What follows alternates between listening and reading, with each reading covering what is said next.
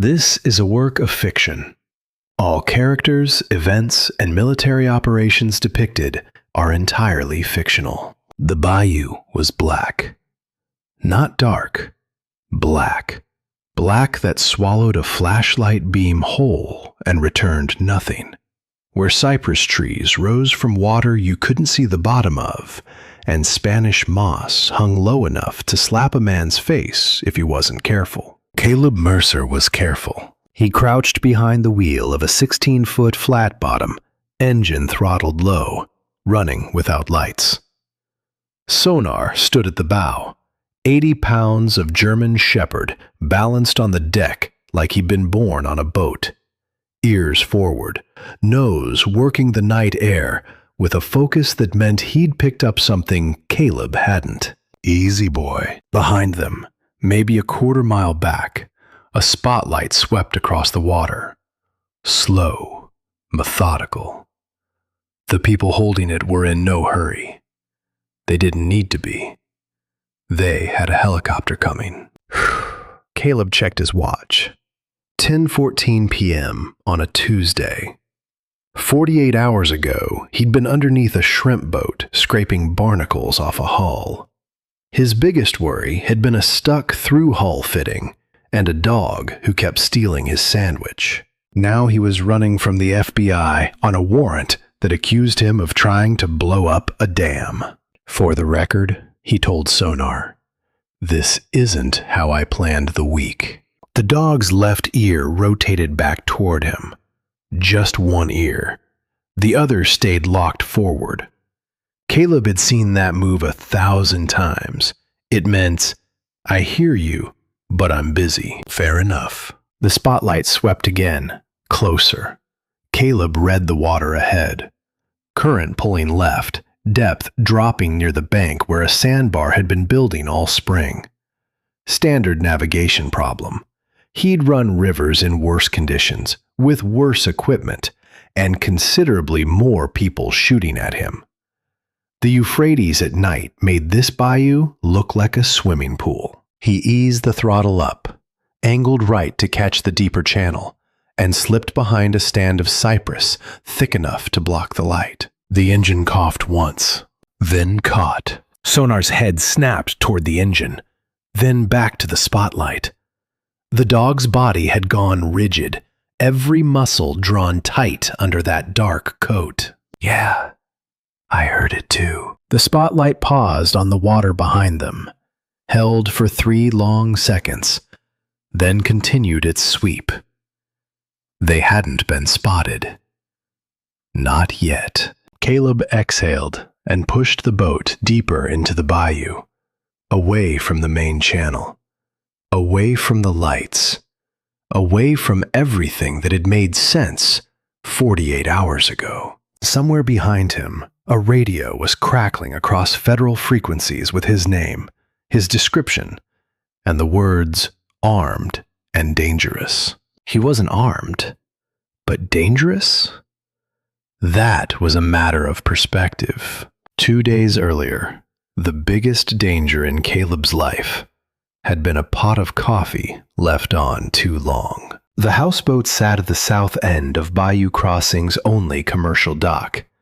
32-foot steel hull he'd bought for cash 3 years ago from a crawfisherman retiring to Baton Rouge. It wasn't pretty. Paint peeling in sheets along the waterline. Galley stove that only worked on 2 of 4 burners. Deck listing about 2 degrees to starboard, no matter what he did. But it was his, and it floated. In Caleb's experience, you couldn't ask much more from a home than that. He stood on the dock that morning in the early heat, shirtless, hands covered in marine grease, leaning over the port side of a 36-foot shrimper called the Evangeline. Her owner, a wiry Cajun named Thibodeau, who was somewhere between 60 and 112, sat on an overturned bucket nearby, smoking a hand-rolled cigarette and offering advice Caleb mostly ignored. "You keep tightening that fitting, you gonna strip the threads." I keep tightening this fitting because you keep cross-threading your through hulls, Thibodeau. That's what I pay you for. You pay me in shrimp. Good shrimp. Caleb didn't argue. The shrimp was, in fact, excellent. Sonar lay in the shade beneath the dock, belly flat on cool mud, watching the exchange with the calm disinterest of a dog who had seen men argue about boat fittings before and expected to see it again. Every few minutes, he yawned, a big, full-body production that ended with a groan so theatrical it should have come with credits. Your dog's bored, Thibodeau observed. My dog's smarter than both of us. He's conserving energy. Thibodeau took a long drag and looked out toward the river. His expression changed. Something tightened around his eyes, a look Caleb recognized from years of working with people who lived close to water. The look that said, something's different. Water's been running strange up near the dam, Thibodeau said. Caleb glanced up from the fitting. Strange how? Current's off. Stronger than it should be for May. There's a new sound, too, low, like pressure building behind the spillway. I fish that stretch 3 times a week. Been fishing it 30 years. Something changed. Caleb wiped grease from his hands with a rag that was mostly grease already. He looked toward the river. The Bayou Crossing flood control dam sat 2 miles north, a concrete and earthen structure that managed water flow for the entire parish. He'd seen it from the river. Never thought much about it.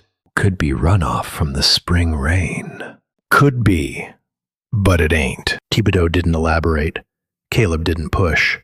He'd learned a long time ago that some people told you things once and expected you to remember. Thibodeau was that kind. He went back to the fitting. Sonar shifted in the shade, rolled onto his side, and let out a slow exhale that sent a puff of dust across the mud. One eye stayed open, watching the parking lot behind the dock, scanning for changes, cataloging vehicles, noting exits, old habits. The dog had them too. By noon, the Evangeline's through hull was fixed, the bilge pump primed, and Caleb was drinking water on the houseboat deck, while Sonar ate lunch from a dented metal bowl that had survived more relocations than either of them could count. The heat pressed down on everything, humidity so thick you could lean against it. Welcome to Louisiana in late May. Caleb's left arm ached. The scar tissue along the inside of his forearm pulled tight in the heat. 18 inches of raised silvery skin where shrapnel had torn through during a night op on the Euphrates. Same blast that killed Danny. He didn't touch it, didn't look at it. The arm worked fine. That was what mattered. Sonar finished eating and jumped onto the bench seat across from Caleb, the spot he'd claimed their first week on the houseboat, and never surrendered. He turned twice, lay down, and rested his chin on the armrest so he could watch the dock and the river at the same time. Strategic positioning. You want the binoculars too? The dog's tail moved once.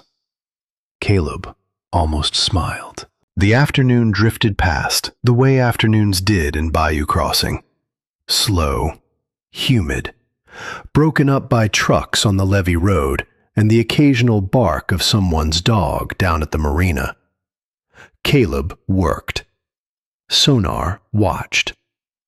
Neither of them needed much else. Then, around 4:30, a black SUV turned off the levee road and rolled into the dock parking lot. Sonar's head came up. Not fast, slow. One ear rotated toward the vehicle, the other stayed forward. His body didn't move, but something in his posture shifted, a tension that hadn't been there a second ago. I see it. The SUV parked, Engine stayed running for a full minute before shutting off. Caleb watched from the deck, hands still, coffee forgotten. Counted seconds. Noted plates. Government issue, no state markings. Tinted windows. 2 occupants visible through the windshield. He'd spent 18 years reading situations. This one read like trouble. The man who stepped out of the SUV wore a dark suit, already wilting in the Louisiana heat. He walked toward the dock with the stride of someone who expected the world to arrange itself around him. Shoulders back, badge visible on the belt, eyes moving but not searching. He already knew which boat he was looking for. Sonar dropped from the bench and moved to Caleb's side. Not beside him, between him and the dock ramp. The dog positioned himself in the gap, like a checkpoint barrier, muscle and instinct filling the space where a gate should have been. "Caleb Mercer?" the man called from the bottom of the ramp. "Depends who's asking." The man held up a leather folder. "Special Agent Daniel Torres, FBI. I have a warrant to search this vessel and the adjacent workshop." Caleb didn't move. Hands visible, empty, resting on the deck rail. 18 years of training had given him a very specific set of reflexes, and the first one was always the same. Assess before you react. 3 exits. Dock ramp forward. Stern swim platform to the water. Starboard gap to the adjacent slip. 1 agent visible. Partner still in the SUV, door closed, probably running comms. No backup vehicles in the lot yet. 7 minutes, maybe 8, before additional units could arrive from the parish sheriff's office. "What's the warrant for?" Torres climbed the ramp. Sonar growled, low, controlled, coming from deep in his chest. He took 1 step backward and growled again. Wider stance now, head dropping low. Not aggression. Warning. You're entering my space without permission. Control your animal, Mr. Mercer. He's controlled. You're the one making him nervous. Torres paused, studied the dog, then Caleb. Suspected sabotage of federal flood control infrastructure, specifically the Bayou Crossing Flood Control Dam. The words landed strangely, like someone had dropped a boulder into a conversation about weather. Caleb heard each one. Sabotage, federal, flood control, dam. None of them connected to anything in his life. I fix boats. You're also a retired senior chief petty officer. Navy SWCC.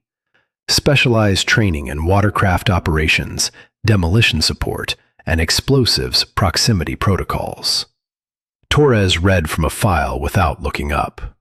5 deployments, including 3 to Iraq with riverine operations units.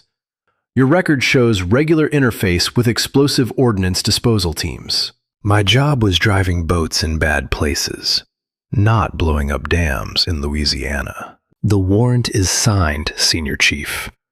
I need to search this vessel. Sonar shifted his weight.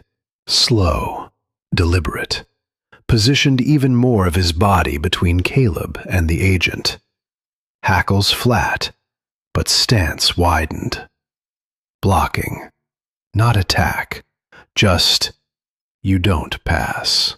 Give me a minute. Torres hesitated. Nodded. 1 minute. Caleb stepped back through the cabin door. Hands steady. Breathing even. But something behind his ribs had gone cold and tight. The same feeling he used to get during mission briefings that included the phrase, "Emerging intelligence suggests." A warrant for sabotage of a federal dam. Someone had pointed at him, and whoever had done it knew exactly which words to put in the file. SWCC. Explosives proximity. demolition support. They knew his record. They'd read his jacket. This wasn't a fishing expedition. This was aimed. He grabbed the go bag from under the bunk. Always packed. Old habit that never died. Change of clothes, cash, first aid kit, phone charger, Sonar's kibble in a sealed bag. Pulled on a shirt, slipped the bag over one shoulder, and looked at the dog. Sonar came instantly.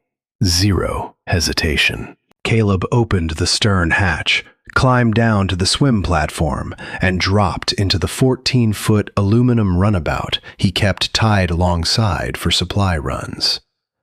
Sonar jumped in after him, landing on the center thwart with practiced balance. Engines started on the first pull. By the time Torres came around the stern of the houseboat, Caleb was 50 yards out, heading south in the main channel, running fast enough to throw a wake, but not so fast it looked like panic. It wasn't panic.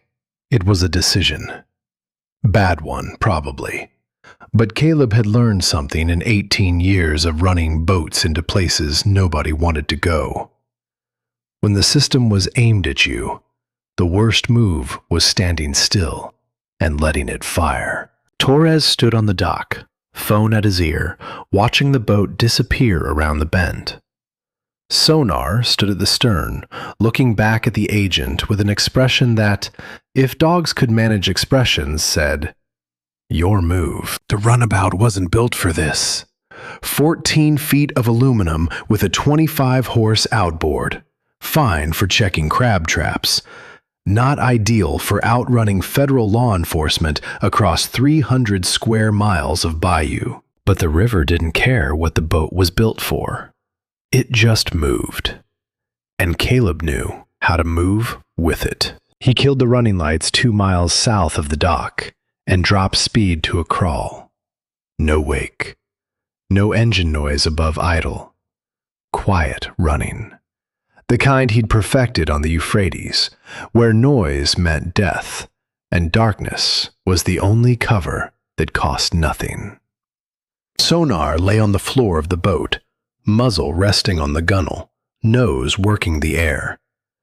The dog tracked scents constantly, automatically, without rest. Whatever lived out in the dark Louisiana night, Sonar was cataloging all of it. "We need to get off the main channel." He read the water ahead. Current speed, debris patterns, the subtle V-shapes that marked submerged logs. 14 years of SWCC had given him a vocabulary for moving water that most people didn't know existed. How current broke around a hidden obstacle. The color difference between deep channel and shoal, visible even at night, if you knew what gray meant. The sound a river made when depth changed. A shift in pitch so slight, most ears missed it entirely. His ears didn't miss it. He swung the runabout into a side channel branching west through thick cypress swamp. Trees closed overhead like a tunnel. Moss brushed the canopy frame. The world shrank to the width of the channel and the sound of water moving through roots. Then the water changed. Not the bayou water. The other water. The water in his head. It came fast. Always fast. 1 second he was reading current in southern Louisiana, and the next the water was brown instead of black, and the air smelled like diesel and dust and copper, and Danny Voss was standing at the bow of a special operations craft, Riverine, 22 years old, first deployment, grinning like a kid who'd just been given something fast. "Water looks calm, Chief." "Water always looks calm, Voss. That's the problem." Danny had a way of standing at the bow, with his vest straps loose and his weapon at a casual angle, that made Caleb want to shout at him and hug him at the same time. The kid was talented, good instincts, fast hands, natural boat sense you couldn't teach. He just hadn't learned yet that the Euphrates was a liar. Smooth surface, clean current, a fisherman waving from the bank. And underneath, wire-triggered IEDs packed into the riverbed, waiting for engine vibration to close the circuit. Caleb had seen the disruption in the current 3 seconds before the blast. A tiny irregularity, water breaking wrong over something that shouldn't have been there. 3 seconds. He'd started to shout. 2 seconds too late. Here. Sonar's nose, wet and cold, pushed against his forearm. Hard. The dog wasn't gentle about it. He shoved his muzzle into Caleb's arm with enough force to rock his grip on the tiller.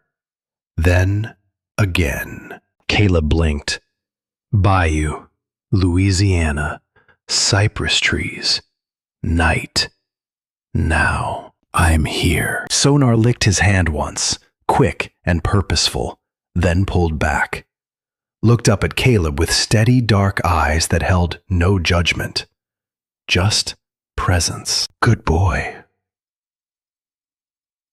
Yeah, good boy. The swamp was quiet around them. No spotlight, no helicopter.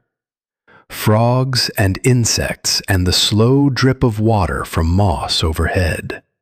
That was all. Caleb let the engine idle and listened, heart rate coming down. The tinnitus in his left ear hummed its permanent low note, background noise he'd stopped noticing years ago, except in moments like this, when everything else went quiet and his body remembered what it had lost. He checked the fuel gauge, half tank, maybe 30 miles at idle, less at speed.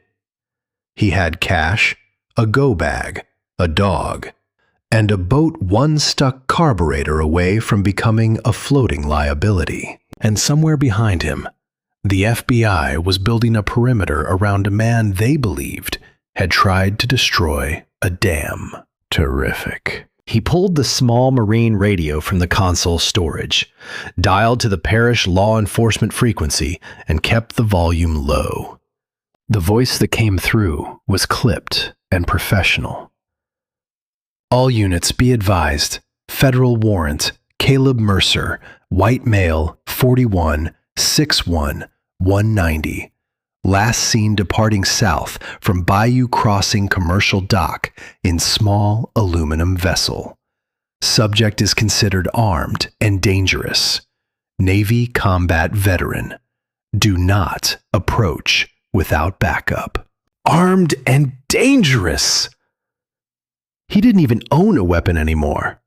He'd sold his last sidearm 2 years ago to cover Sonar's dental surgery, a detail that probably wouldn't make the evening news. He turned the radio off and sat in the dark, listening to the bayou breathe. Sonar circled once in the narrow space between the thwarts, then settled into a position where he could watch both the channel ahead and Caleb at the same time. His tail hung over the edge, tip touching the water without him seeming to notice or care. So here's what I'm thinking, Caleb said. Sonar lifted his head. Option 1. We keep running south. Hit open water by morning. Disappear into the Gulf Coast. Wait for somebody smart enough to figure out I didn't blow up a dam.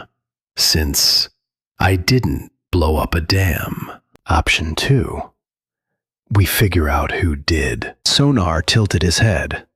Both ears shifted at different angles, which was the dog's way of communicating. I'm listening, but you're going to have to sell me on this. Caleb thought about Thibodeau. Water's been running strange.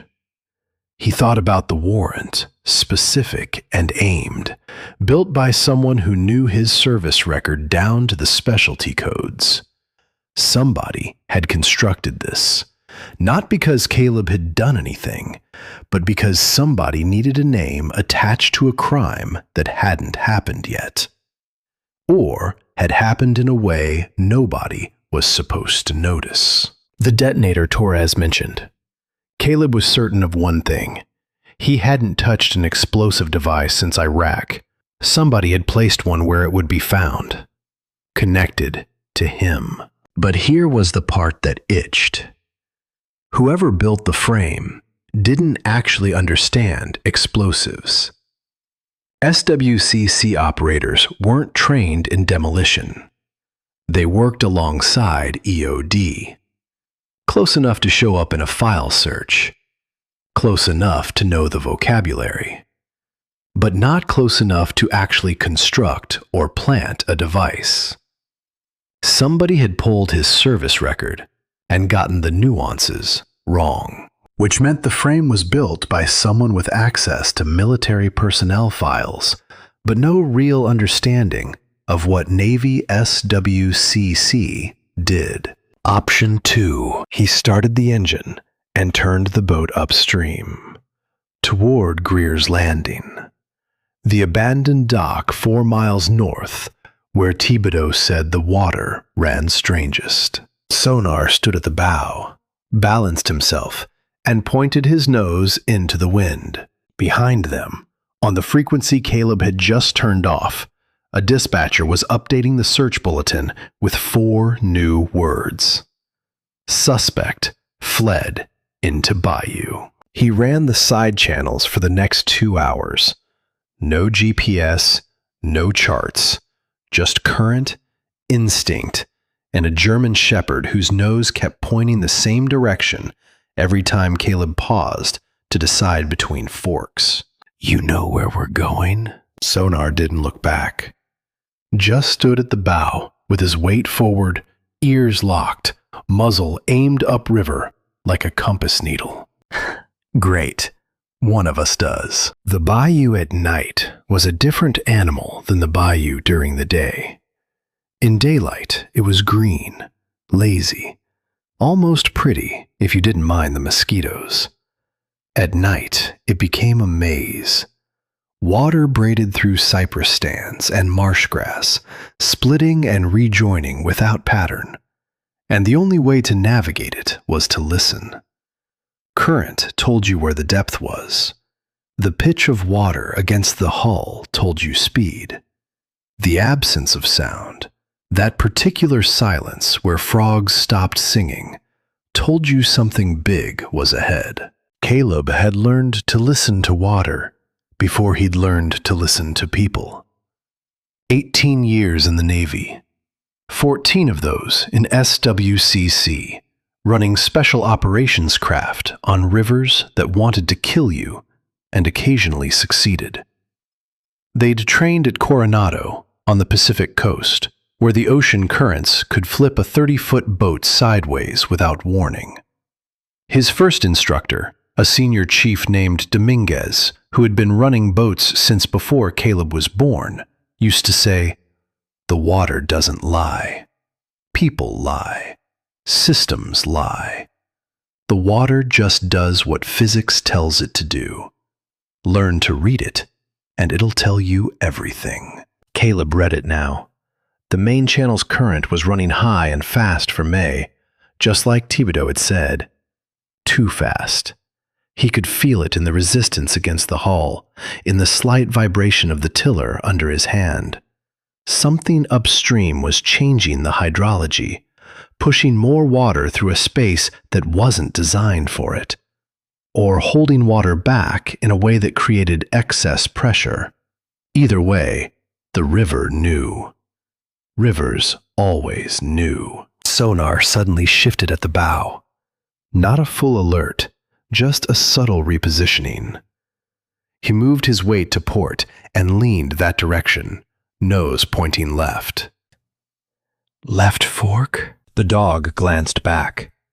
Caleb could barely see his eyes in the dark, just 2 faint reflections catching ambient starlight. Then, Sonar turned forward again. Left it was. The fork led into a narrower channel, cypress trees pressing close on both sides. Caleb dropped the engine to barely above idle and let the current do most of the work. Ahead, through a gap in the canopy, he could see a shape breaking the tree line. A structure. man-made. He cut the engine completely and let the boat drift. The shape resolved slowly in the dark. A dock. Old pilings rising from the water at angles that suggested decades of settling. A flat platform, maybe 30 feet long, with a small shed at one end and the remnants of a loading crane that had rusted into something that looked like abstract sculpture. Greer's Landing. The boat bumped softly against a piling. Caleb tied off to a cleat that was green with algae, but still solid. Sonar jumped onto the dock before Caleb could give the command, landed with a click of nails on weathered wood, and immediately began working the perimeter. Nose down, moving in a slow arc from one end of the platform to the other. Fuss. The dog fell in at heel, but kept his nose low, still tracking. There was something here. Caleb could tell from the way Sonar moved. Not alert, not alarmed, interested. The particular intensity of a trained detection dog who had found a scent worth investigating. Caleb stepped onto the dock and let his eyes adjust. The shed was padlocked. Lock looked new, which was wrong. Everything else about this place was 30 years of neglect. But someone had put a fresh padlock on the shed door. That was like finding a new tire on a car that had been sitting on blocks for a decade. He crouched and checked the mud around the shed foundation. Tire tracks. Recent enough that the tread pattern was still clear despite 2 days of Louisiana humidity. Someone had been here within the last week.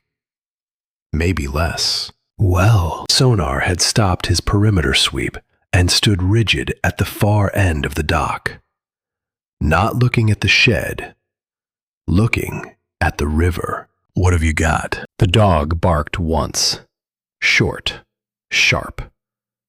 Then he turned his head toward a section of riverbank where the water lapped against an old concrete retaining wall. He barked again, same cadence, same urgency.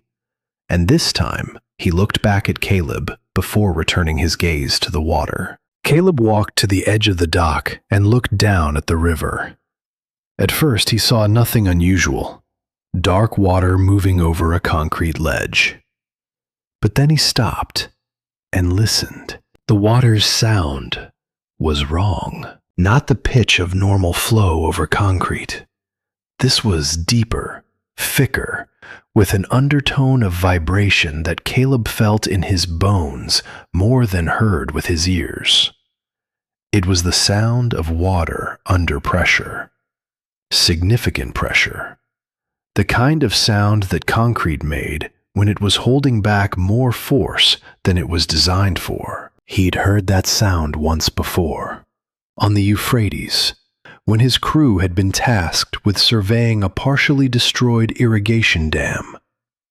His team leader, a senior chief named Burke, had taken one listen and said, "Get everyone off the water. That thing's talking.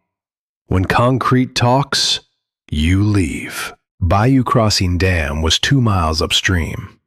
The sound was carrying downstream through the water, amplified by the channel walls. The dam wasn't just old or stressed. It was failing. Thibodeau was right. Sonar looked at him steadily, ears forward, tail still. Caleb pulled out his phone. No signal. He'd expected that. The bayou killed cellular service, which was one of the reasons he'd chosen it as a place to live. Privacy. Now that privacy was working against him, he needed information. He needed to know what the dam inspection records said. He needed to know who had accessed his military file and built a warrant around carefully selected keywords. And he needed to know who had placed a detonator in his workshop. Because whoever had done that wasn't trying to blow up a dam.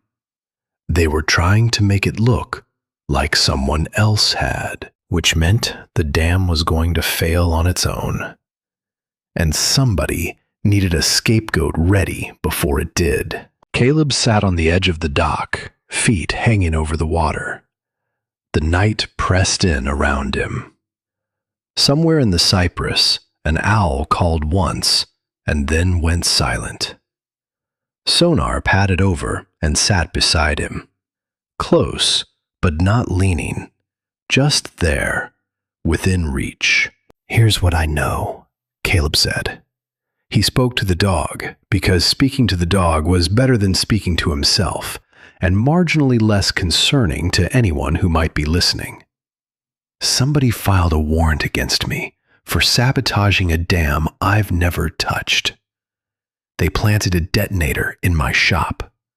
They pulled my service record and used SWCC and EOD proximity to build a profile." He paused, but they got it wrong. SWCC doesn't train in demolition. We train in boat operations. Anyone who actually understood the Navy would know that.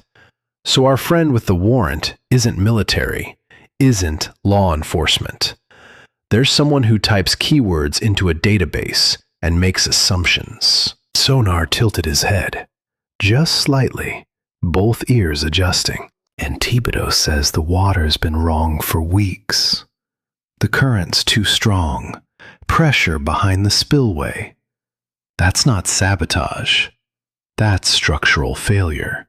The dam is falling apart from the inside. Somebody knows the dam is failing, and instead of reporting it, they built a frame around the nearest convenient veteran with an explosives-adjacent resume.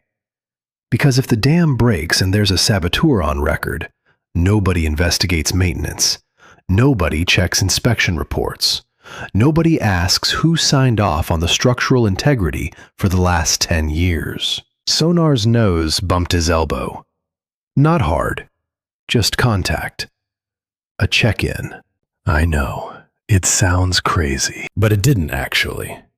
It sounded like every cover-up Caleb had ever seen in 18 years of working inside large bureaucratic systems. You didn't need to be evil. You just needed to be afraid of getting caught. He stood and looked at the shed with the new padlock. Whatever was inside, someone had gone to the trouble of locking it in a place nobody visited. Tomorrow, when there was light, he'd deal with the lock. Tonight, he needed cover where a helicopter spotlight couldn't find him. "Come on, boy. Let's find some cover." He guided the runabout 200 yards into a cypress stand so dense the canopy blocked the sky entirely. Tied off to a root system, killed the engine, and set up a sleeping position on the floor of the boat, using the go bag as a pillow. It was uncomfortable in a way that was almost nostalgic. He'd slept in worse places. Much worse.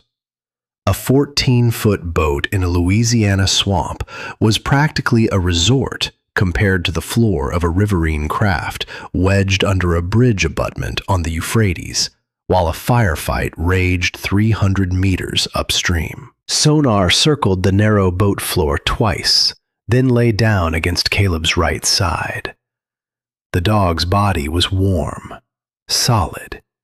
His breathing slowed almost immediately to the deep, steady rhythm of a dog who could fall asleep in 30 seconds and wake up in 0.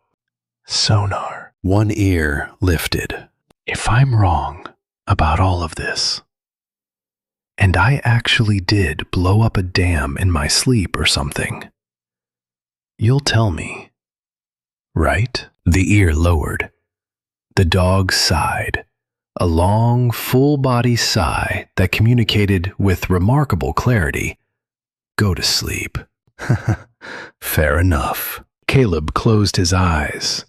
The bayou clicked and hummed around them, alive with the thousand small sounds of a southern swamp at night. Water moved beneath the hull. Somewhere distant, thunder rumbled along the edge of what was promising to be another round of spring storms. He didn't sleep. Not really. He lay there with his eyes closed and his mind sorting through what he knew and what he didn't, separating fact from assumption, from speculation, the way he'd been trained to sort intelligence before a mission. By the time the first gray light of dawn filtered through the cypress canopy, he had something that wasn't quite a plan, but was at least a direction. Step 1. The shed at Greer's Landing. Find out what was locked inside. Step 2. The Parish Records Office in Bayou Crossing. Dam inspection reports were public documents. If someone had been falsifying structural assessments, the paper trail would show it. Step 3. The Reporter. He'd heard the name on the radio before Torres arrived. A local journalist from KLBA who'd been covering infrastructure stories in the parish. If Caleb could get evidence into the right hands, hands attached to someone who knew how to put it on camera, then running would stop being the only option. He opened his eyes. The swamp was silver gray and still.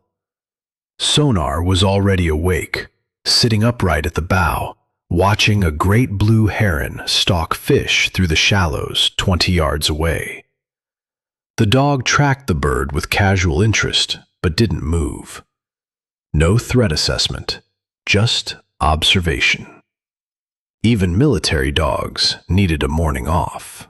Ready? Sonar stood, shook himself from nose to tail, sending a fine spray of dew across the boat, and looked at Caleb with an expression of total readiness. Yeah, me neither. He untied the boat, started the engine, and headed back toward Greer's Landing.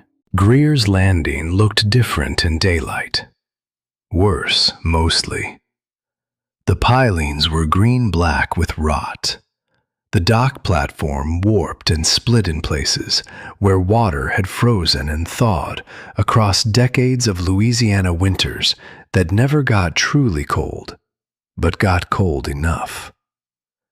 The shed at the end was corrugated metal, rust orange, with a roof that sagged in the middle like a hammock. And that padlock, bright steel, hardware store fresh, completely wrong on a building that hadn't seen a hardware store in 30 years. Caleb tied the boat and stepped onto the dock, testing each plank before committing his weight.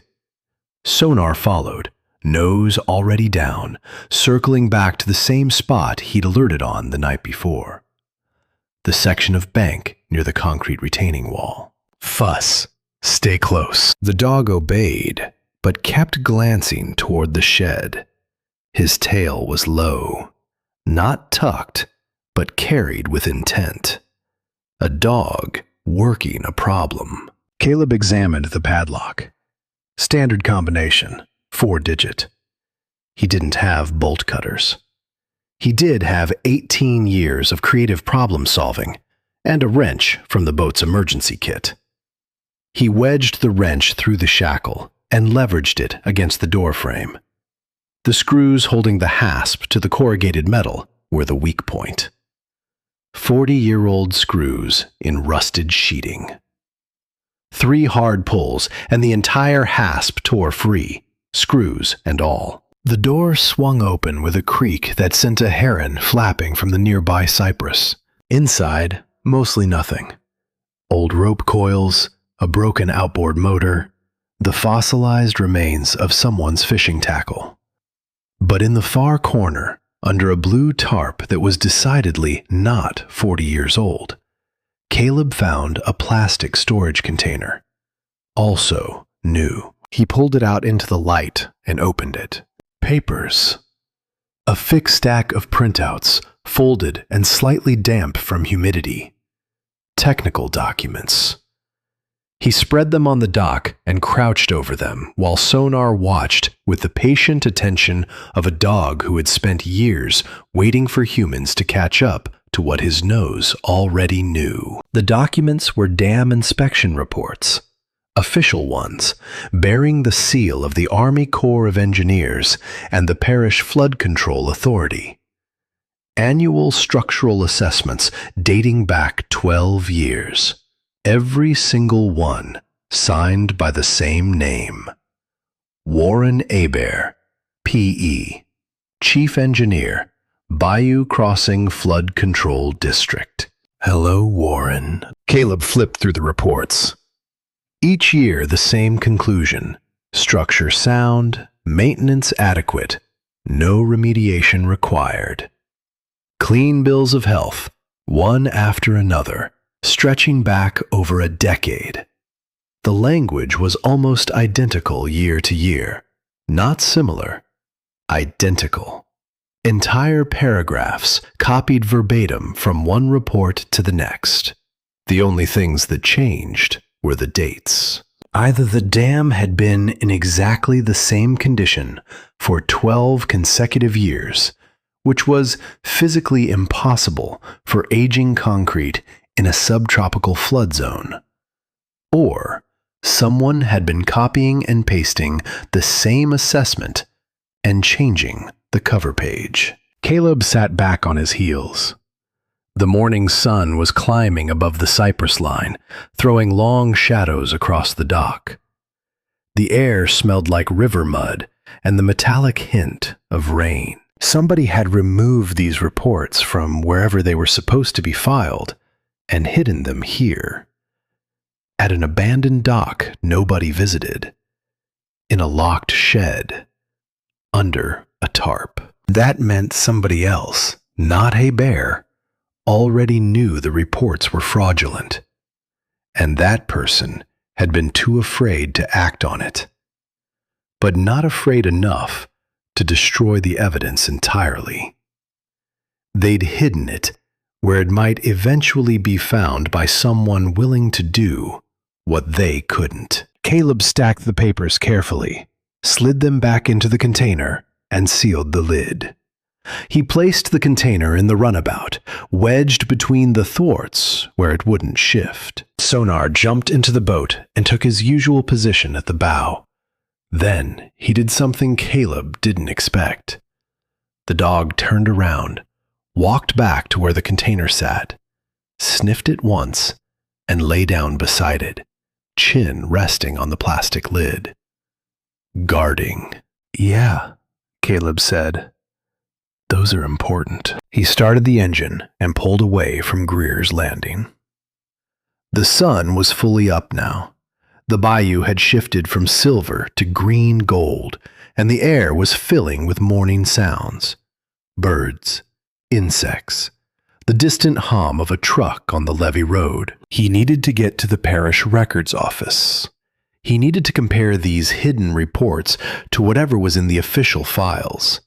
And he needed to do it without being recognized by every law enforcement officer in the parish who had his name and face on a bulletin board. No problem, he muttered. Just a fugitive and his dog walking into a government building. What could go wrong? Sonar, still lying on the container, didn't respond.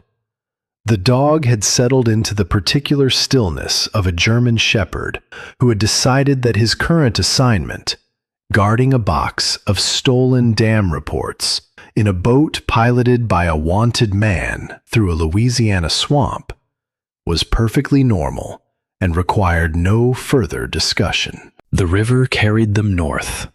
The current pushed against the bow like a hand trying to hold them back. Caleb leaned into the throttle and kept going. Nora Castillo had been a good journalist once. She reminded herself of this while sitting in the parking lot of the Bayou Crossing Parish office, staring at her phone and trying to decide if the anonymous text message she'd received 2 hours ago was a lead or a trap. Check the pressure readings at the dam. Compare the last 5 inspection reports. No name. No signature.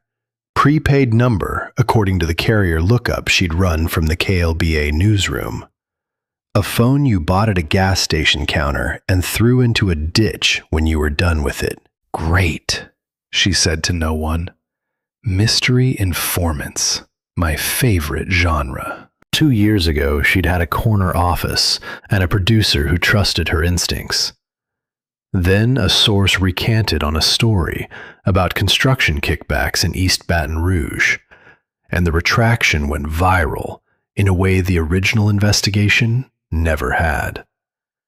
Her station manager called it an unfortunate lapse in verification protocols. The internet called it something shorter and less diplomatic. She'd spent 14 months freelancing, writing content for local business websites, doing voiceover work for a car dealership that specialized in trucks nobody could afford. Then KLBA, a station so small it shared a parking lot with a tire shop, offered her a general assignment position at roughly half her previous salary. She took it, because the alternative was admitting that one mistake had ended a career that had taken 15 years to build. And Nora Castillo was not ready to admit that. Not yet, anyway. She'd driven down from Baton Rouge that morning after her station manager called with the assignment. Veteran suspected of sabotaging a federal dam. FBI involved. Small town, big story. Lots of footage potential. A piece that might remind people Nora Castillo still knew how to report. 2 years after the incident at WBRZ that had turned her name into a cautionary tale about unnamed sources and retracted stories. She didn't think about the retraction anymore. Much. The parish office was a one-story brick building with a flagpole out front and an air conditioning unit on the roof that sounded like it was losing a fight with the humidity. Nora walked in, showed her press credential to the woman at the front desk, and asked about dam inspection records. Public documents, Nora said. Army Corps of Engineers filings. Structural assessments. The woman behind the counter, whose nameplate read Denise Fontenot, looked at her for a moment longer than was comfortable. Then she pulled a thick manila folder from a filing cabinet and set it on the counter. These are the most recent filings. 5 years. I'd like to see 10. Maybe 12. Denise hesitated. Her fingers tapped the counter once. Older records are in the archive room. I'd have to pull them. I can wait. Denise disappeared into the back. Nora opened the folder and began reading. The reports were clean, professionally formatted, each one signed by Warren Hebert, P.E., Chief Engineer. Structure sound. Maintenance adequate. No remediation required. 5 years of identical conclusions. Nora had spent enough time reading government documents to recognize when something was too clean. Real inspection reports had variance. A section scored differently one year than the next. A note about weather damage. A recommendation for minor repair. These reports read like someone had written one good assessment and then changed the date 5 times. She photographed each page with her phone. Then she looked up Warren Hebert on the parish website. 30 years with the flood control district. Church elder. Little League sponsor. Photo showed a trim man in his late 50s with a careful smile and the kind of handshake posture that said, I am reasonable, and you should trust me. Denise returned with 3 more folders. Here's what I could find. Nora noticed the woman's hands. They weren't shaking exactly, but they weren't still either. Thank you, Denise. Mm-hmm. Denise went back to her desk. She did not look up again. Nora spent 40 minutes reading. The older reports were the same. Word for word in places. Structure sound. Maintenance adequate. 12 years of copy-paste engineering. She stepped outside into the heat and called the FBI field office in New Orleans. Got transferred twice. left a message for Special Agent Torres that said she was working on a story about the dam investigation and wanted to confirm details about the suspect's background. Then she drove to the commercial dock where Caleb Mercer had lived until yesterday. The houseboat was cordoned off with yellow tape. 2 parish deputies stood nearby, looking bored in the heat. The workshop next to the dock had its door open. Nora could see the interior from the parking lot. Tools on pegboards, engine parts on shelves, and in the center of the floor, a section marked with evidence flags where the FBI had found the detonator. She walked closer. One of the deputies looked up. "Press," she said, holding up her badge. "KLBA. Can I get a look?" The deputy shrugged. "Don't touch anything." The workshop smelled like motor oil and fiberglass resin. It was organized with military precision. Every wrench hung in order, every bolt sorted by size. The workbench was clean enough to eat off. This was not the workshop of a man who built bombs. This was the workshop of a man who fixed things. The detonator had been found in a toolbox under the bench. Nora crouched and looked at the evidence flags. The toolbox was open, contents spread on the floor and tagged. Standard marine tools, socket wrench set, wire strippers, voltage tester, and, allegedly, a blasting cap assembly wedged between 2 socket trays. Even without technical expertise, something about the placement bothered her. The toolbox was meticulous, every tool in its designated slot, and someone had supposedly jammed a blasting cap into the only open space, like hiding a grenade in a silverware drawer. It didn't fit. The toolbox said one thing about its owner. The blasting cap said something else entirely. She was still crouching when her phone buzzed. The anonymous number again. "Ask Thibodeau about the water." Nora stared at the message. Then she typed back, "Who is this?" No response. The message sat there, read, but unanswered. She found Thibodeau at the Evangeline, sitting on the same overturned bucket where he apparently spent most of his waking hours. The old man looked at her press credential, then at her face, then at the bayou. "You hear about Caleb?" "I'm here about the dam." Thibodeau took a drag on his cigarette. "Boy fixes boats. He don't break dams." "How well do you know him?" "Well enough. He fixed my through hulls for 3 years. Pays fair. Talks to his dog more than he talks to people, which in my experience means he's got his priorities right." Nora almost smiled. "You notice anything unusual about the water near the dam recently?" Thibodeau studied her. The smoke curled between them. "Current's been off since February. Pressure building behind the spillway. I told Caleb. I told the parish water board, too. They said they'd look into it." "That was 4 months ago. Nobody looked." Nora drove back to her motel and sat on the bed with her laptop and every photograph she'd taken. 12 years of identical reports. An anonymous source pointing her toward pressure readings.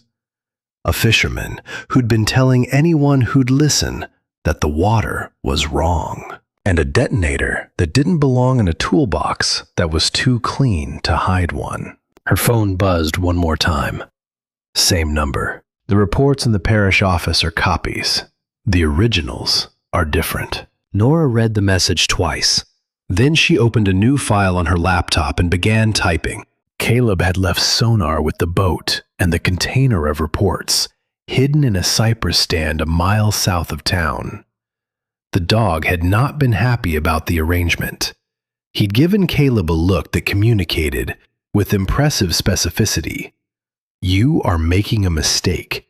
And I will remember this. 2 hours, Caleb told him. Stay. Guard. Sonar lay down on the container with his head between his paws. His eyes said, "The clock is running." Getting into Bayou Crossing without being recognized required tradecraft Caleb hadn't used since Iraq. He'd changed into clean clothes from the go bag. Baseball cap pulled low, sunglasses. Walked into town from the south side, through the residential streets where the houses were old and the sidewalks were cracked, and nobody looked twice at a man walking with purpose. The parish records office closed at 6. He arrived at 5:45. Denise Fontenot was behind the counter. She looked tired. Not sleepy tired. Tired from a day of answering questions she didn't want to answer. "I need to see the dam inspection reports," Caleb said. "Army Corps filings. 12 years. Denise looked at him. Her expression didn't change, but something behind her eyes shifted. Recognition. Not of his face, of the request. Someone else asked for those today. "I know.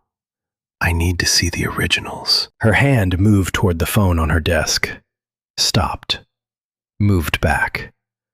She looked at Caleb again, longer this time, and he could see the calculation happening behind her eyes.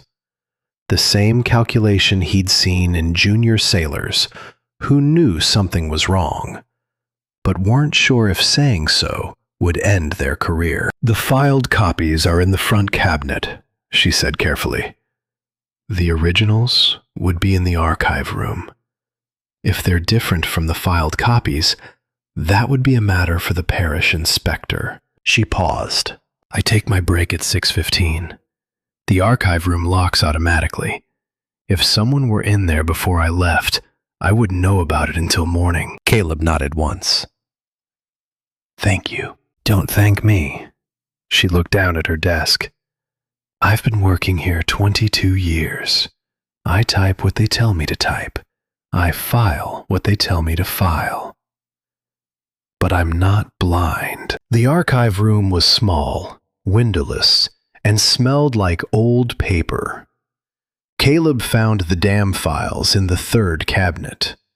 He pulled the originals and laid them next to the copies from the container he'd found at Greer's Landing. The filed copies said, "Structure sound. Maintenance adequate." The originals, the ones nobody was supposed to see, said something different. Handwritten notes in the margins, sections crossed out and rewritten. An original assessment from 8 years ago that read, "Hairline fracture observed in spillway support, southwest quadrant. Recommend immediate structural evaluation." That recommendation had been deleted from the filed version, replaced with, "No structural concerns observed." Caleb flipped to the next year. Same pattern. Original noted sediment buildup restricting drainage capacity. Filed version. Drainage systems functioning within normal parameters. Year after year. The originals documented a dam that was slowly, steadily deteriorating. The filed versions documented a dam that never changed. And every single filed version was signed by Warren Aber. 12 years, Caleb muttered. 12 years of lying to the Army Corps of Engineers. He photographed every page. Both versions, originals and filed copies, side by side. He was on the 9th year when the phone on the archive room desk rang. Caleb stared at it. The phone rang again, a third time. He picked it up. Senior Chief Mercer. The voice was calm, measured, with the particular warmth of a man who had practiced sounding trustworthy until it became indistinguishable from the real thing. "My name is Warren Hebert. I believe we should have a conversation." Caleb said nothing. He listened. In the silence, he could hear the faint hum of the building's air conditioning and, underneath it, something else. The quiet confidence of a man who had been running this parish's infrastructure for 30 years and knew where every phone was and who was using it. How did you know I was here? Senior Chief, I've managed federal infrastructure in this community for 3 decades. There isn't a municipal desk in Bayou Crossing where someone doesn't owe me a courtesy call. Denise is a good woman. She didn't mean any harm. She simply mentioned that someone was asking about old inspection reports, and given the current situation, I thought it best to reach out directly. Caleb looked at the spread of documents on the table. The originals with their handwritten warnings, the filed copies with their clean lies. Reach out. I understand you're in a difficult position. Federal warrant. Serious charges. I've spoken with people at the state AG's office, and I believe I could help facilitate a conversation. A voluntary surrender, properly managed, could significantly reduce the consequences you're facing. You're offering to help me. I'm offering to be reasonable. This situation has gotten out of hand. A man with your service record deserves better than to be hunted through a swamp. Caleb's jaw tightened. There it was, the file, the service record. A bear had read it, or someone had read it for him. And now he was using it the same way the warrant used it, packaging a threat inside a compliment. You know I didn't sabotage that dam, Mr. Ebert. A beat of silence. What I know is that a disturbed veteran with documented PTSD is currently evading federal agents in the vicinity of critical infrastructure. That's what the file says. That's what the news will say. What I'd prefer is for this to end quietly before anyone gets hurt. The word disturbed landed like a slap. Caleb felt something tighten behind his eyes. The old anger. The one he'd spent 3 years learning to keep below the waterline. I've been reading your inspection reports, Mr. Hebert. Both versions. The silence on the other end lasted 4 seconds, which, in a phone conversation, was a lifetime. I don't know what you think you've found, Senior Chief, but I'd encourage you to consider your position very carefully before making accusations you can't support. I'm looking at 12 years of originals that say your dam is failing, and 12 years of filed copies that say it's fine. Both signed by you. Turn yourself in, Mr. Mercer. I'm trying to help you. No. You're trying to make sure nobody looks at these reports. The line went dead. Caleb stood in the archive room, phone in his hand, surrounded by 12 years of falsified documents.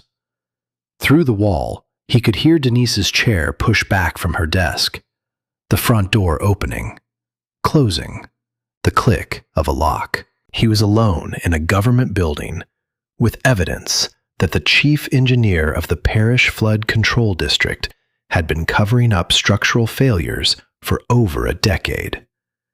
And that engineer now knew exactly where he was. Time to move. He gathered the photographs on his phone, returned the files to their cabinets, and slipped out through the back emergency exit. The evening air hit him like a warm towel. The parking lot was empty. The town was settling into the slow quiet of a Louisiana evening.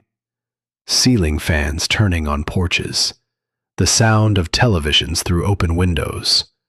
Somewhere, a dog barking at nothing. He walked south, fast, head down, back to the cypress stand, back to Sonar. The dog was exactly where he'd left him, lying on the container, eyes open, alert. His tail moved once when he saw Caleb, but his posture didn't relax. Something in the air had changed while Caleb was gone. Sonar's ears were rotating, sampling sounds from different directions. Yeah, We need to go. He untied the boat and started the engine. As they pulled into the channel, his phone buzzed. Not the anonymous number this time. Nora Castillo, KLBA. Torres had given her his name. She'd been trying to reach him through the parish grapevine. He answered, Mercer. This is Nora Castillo, KLBA News. I've been looking into the dam inspection reports, and I think we need to talk. Yeah, I think so too. They met at Greer's Landing after dark. Nora arrived in a rental sedan that she parked behind the tree line. Caleb arrived by water, which was the only way he arrived anywhere now. Sonar saw her first.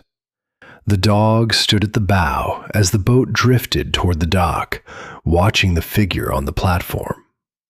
Then he did something that surprised Caleb. Instead of holding position, Sonar jumped from the boat to the dock, walked directly to Nora, and sat down beside her. Not between her and Caleb, beside her, facing the same direction she was facing, as if they were both waiting for the same thing. The dog likes you, Caleb said, stepping onto the dock. That's not a compliment.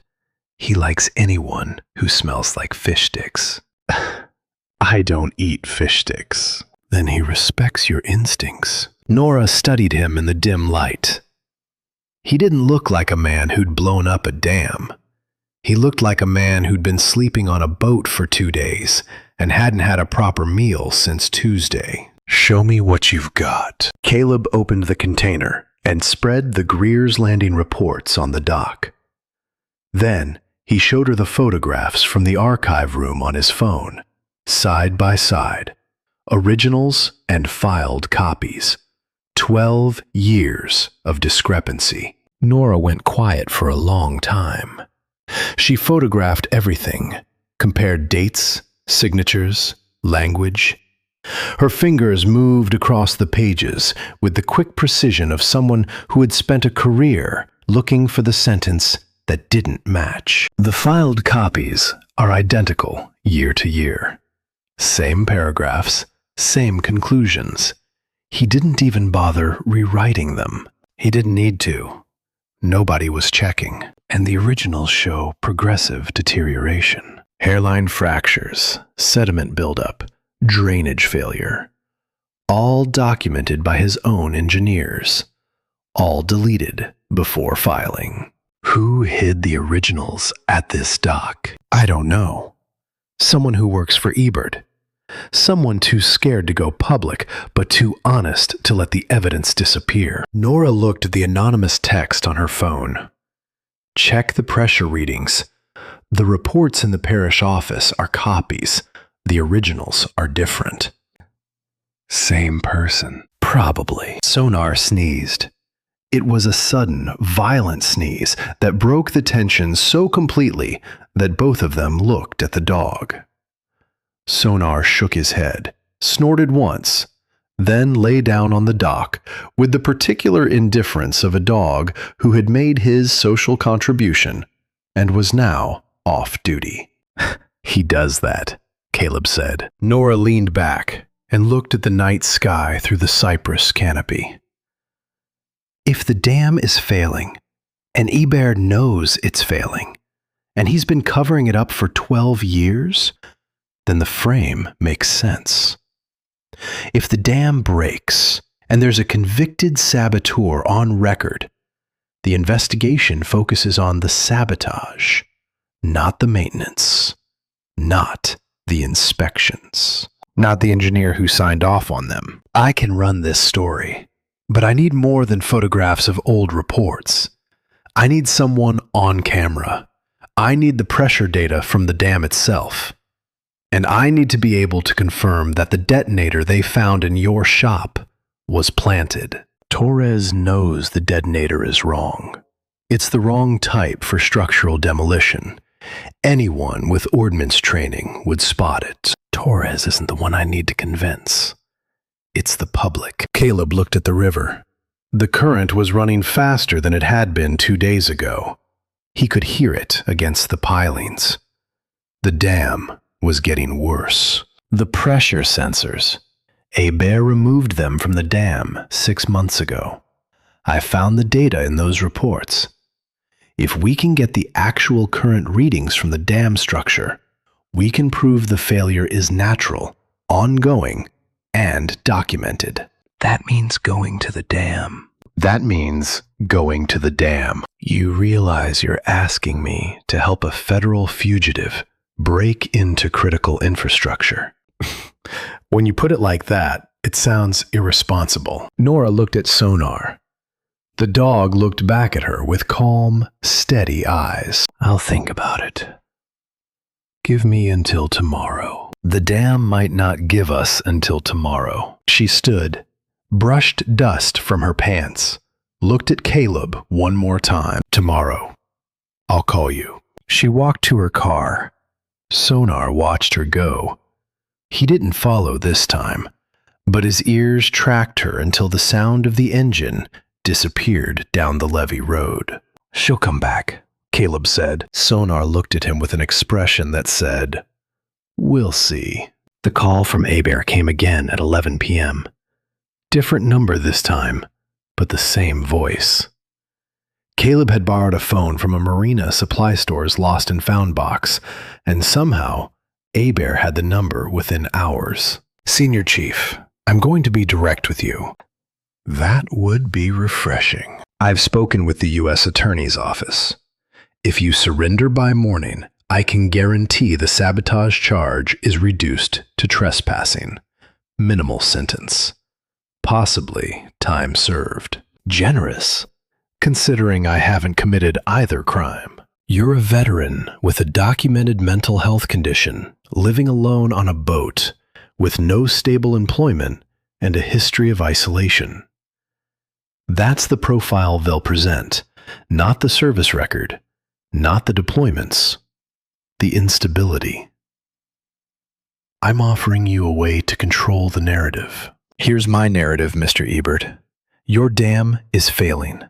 Your inspection reports are fabricated.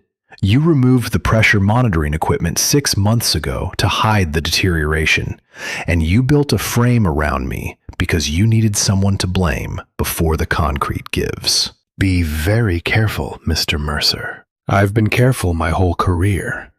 I read water for a living, and right now, your water is screaming. The line went dead again. Rain started 15 minutes later. Light at first, then building. Rain that Louisiana sent down like a punishment. Thick sheets of water that turned the bayou from a lazy crawl into something with muscle. The boat rocked against its lines. The cypress canopy, which had been shelter, now channeled water directly onto the deck. Sonar stood on the bow, ears flat against his head, nose lifted toward the upstream current. His tail had dropped low. Not fear, assessment. The dog was reading the weather and the water and coming to a conclusion that Caleb had already reached. The river was rising fast. Caleb checked his phone. 1 bar of signal, flickering. He dialed Nora's number. It's Mercer. The rain's pushing the river up. If the dam was already under stress, this accelerates the timeline. How much time? Hours. Maybe less. There's no way to know without the pressure readings, and those sensors aren't there anymore because Hebert pulled them. I talked to Torres, off the record. He said the forensics on the detonator came back. No fingerprints. Wrong explosive residue for the type of device. He's not saying it publicly, but he's got doubts. Torres having doubts doesn't stop the dam from breaking. I know. Another pause. Longer. I'll be there in the morning. With a camera. Make it early. He hung up. The rain intensified. Thunder rolled across the bayou, deep and sustained, vibrating the hull beneath his feet. Somewhere north, the dam was holding back a river that was getting stronger by the hour, and the concrete that was supposed to hold it had been cracking for 12 years, while a man in a clean office signed reports that said everything was fine. Sonar barked. One sound, low, not at the rain, not at the thunder, at something Caleb couldn't hear yet. The dog was looking upstream toward the dam, body rigid, ears straining forward. "What is it, boy?" The dog turned and looked at him, then looked upstream again. Then Nora's number flashed on his phone. He answered. "Mercer, I just got a call from Torres. Hebert's contractor showed up at my motel, told me to drop the story, said things could get complicated for a reporter who was already on thin ice." "Are you safe?" "I'm fine. I'm in my car. But I can't do this. If this goes wrong and my name is attached to helping a fugitive, I lose everything again. What's left of it." Caleb closed his eyes. Rain hammered the deck. The boat pitched in the rising current. Sonar stood beside him, soaking wet. And when the silence stretched past the point where words should have been, the dog did something Caleb hadn't seen him do before. Sonar turned toward the phone, looked at it, then barked. Once. Not loud, not aggressive. A low, short bark that sounded almost like a question. Like he was asking Nora, through the phone, through the rain, through whatever distance separated them. "Are you sure?" Nora heard it. Caleb could tell because the line went quiet for a moment. "Was that the dog?" "Yeah." "I'm sorry, Caleb." The line went dead. Sonar stood in the rain, still facing the direction of the phone. He stayed there for 5 seconds. Then he walked back to Caleb, lay down on the wet deck beside him, shoulder warm against Caleb's ankle. "Yeah, I know." The rain fell harder. The river rose. The clock on the dam continued its invisible countdown, and Caleb Mercer sat in a 14-foot boat in the middle of a Louisiana bayou, alone with a dog and a box of evidence that nobody was willing to put on camera. Somewhere upstream, in the dark, the concrete was talking, and the water was listening. The air was different here than at the main dock. Thicker. The smell of rotting wood and stagnant water mixed with something metallic, almost chemical.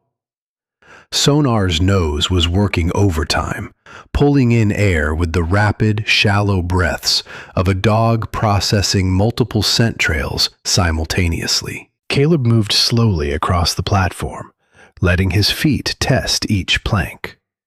His eyes adjusted to the dark in stages. First the big shapes, pilings, shed, crane. Then the details. A coil of rope that was newer than the dock. Boot prints in the dried mud near the shed, 2 different sizes. The faint geometric imprint of a vehicle tire in the soft ground near the access road. Somebody had been coming here, regularly. Not once, multiple times. He reached the shed and ran his hand along the door frame. The wood was soft with age, but the hinges were greased. Recently, he could smell it. WD-40 or something similar, its petroleum tang cutting through the earthy rot of the dock. Somebody's been maintaining this shed. Just the shed. Not the dock, not the crane, not the pilings. Just the thing with a lock on it. Sonar circled back to him and sat. The dog's attention kept pulling toward the shed door, ears swiveling, nose pointed at the gap between the door and the frame where air leaked through. "I know, buddy, but it's dark and I don't have bolt cutters. We come back in the morning." The dog tilted his head. The expression was unmistakable. "You're not serious." "I'm serious. We need light for this." Sonar looked at the shed, looked at Caleb, then walked to the riverbank and sat down facing the water, as if to say, "Fine, but I'll be right here when you change your mind." The first document was a standard Army Corps of Engineers Form 2005 Dam Safety Inspection Report. Caleb recognized the format from his time coordinating with Army engineers during riverine operations in Iraq. They'd used similar forms to assess bridge and dam integrity before their boats transited through controlled waterways. Different river, same paperwork. He read the first report carefully. Dated 8 years ago. The original, handwritten assessment noted 17 specific findings, including the hairline fracture in the spillway support that had been deleted from the filed version. But what caught his attention was a section near the back headed Instrumentation and Monitoring. The original read, "Pressure transducers installed at monitoring points 1 through 6. Readings indicate progressive increase in hydrostatic pressure at points 3 and 5, consistent with internal drainage pathway degradation. Recommend installation of additional piezometers and monthly reading schedule." The filed version read, "All monitoring equipment functioning within normal parameters." He didn't just change the conclusions, he changed the data. Caleb spread the reports chronologically on the dock. 8 years of originals, each documenting a dam that was getting sicker. Pressure readings climbing, drainage efficiency dropping, seepage rates increasing. Concrete core samples showing progressive carbonation and alkali silica reaction, which even Caleb knew was bad, because it meant the concrete was essentially dissolving itself from the inside. And 8 years of filed copies that said everything's fine.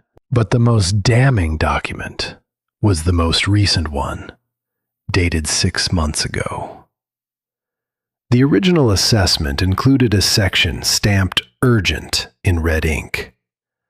Recommend immediate drawdown and comprehensive structural evaluation. Current conditions indicate high probability of partial or complete structural failure under sustained high water conditions. Estimated time to critical failure under normal loading, 18 to 24 months. Under flood conditions, weeks. Under flood conditions, weeks. Caleb looked at the river. It was May. Flood season had started 3 weeks ago. It had been raining for 10 days straight.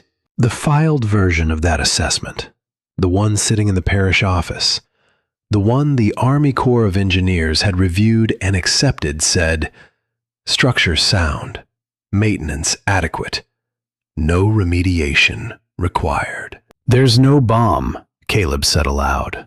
"There never was a bomb. The dam is dying of neglect, and this man has been writing it a clean bill of health for over a decade." Sonar had stopped guarding the container. The dog stood at the edge of the dock, looking upstream, body rigid, ears forward. The same posture he'd held the night before when he'd heard the water's wrong pitch. He was hearing it again now, in daylight, louder. "Yeah," Caleb said, "it's getting worse." He gathered the reports into the container, sealed it, and sat on the dock edge to think. The morning was warming fast, the humidity thickening into something you could taste. Dragonflies hovered over the water. A turtle surfaced near the pilings, looked at him, and submerged again with the unhurried judgment of an animal that had seen many men sitting on many docks looking worried, and hadn't been impressed by any of them. "Okay," Caleb said, because saying okay was what he did at the beginning of every operational planning session. had done it for 18 years, would probably do it until the day he stopped breathing. "Here's what we've got," he spoke to Sonar. The dog sat facing him, head level, attention complete. It was the same posture Sonar used to hold during pre-mission briefs at Coronado, sitting beside his handler while the team leaders talked through objectives and contingencies and extraction plans. The dog didn't understand the words. He understood the tone. The tone said, "This matters." We've got 12 years of falsified dam reports. We've got a dam that's failing in real time. We've got a chief engineer who knows it's failing and is covering it up. And we've got a frame built around my name to provide an alternative explanation when the dam breaks. Sonar's ears twitched. Caleb held up one finger. What we don't have, any way to prove the dam is failing right now. The original pressure sensors were removed. The reports I've got are historical. Hebert's lawyers will say conditions changed. Repairs were made. The old data is irrelevant. Second finger. We also don't have a way to get this evidence public. I'm a fugitive. Anything I say is going to be filtered through unstable veteran with PTSD makes wild accusations. I need someone with a camera and a platform who can present this independently. Third finger. And we don't have time. The river is rising.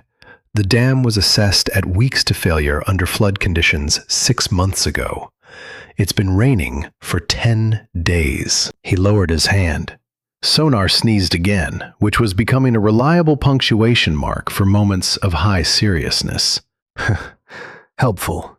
Thank you. The dog shook his head and returned to attention. So, we need a reporter. We need current pressure data from the dam, and we need both before the river makes the decision for us. He stood up. His knees protested. His left arm ached.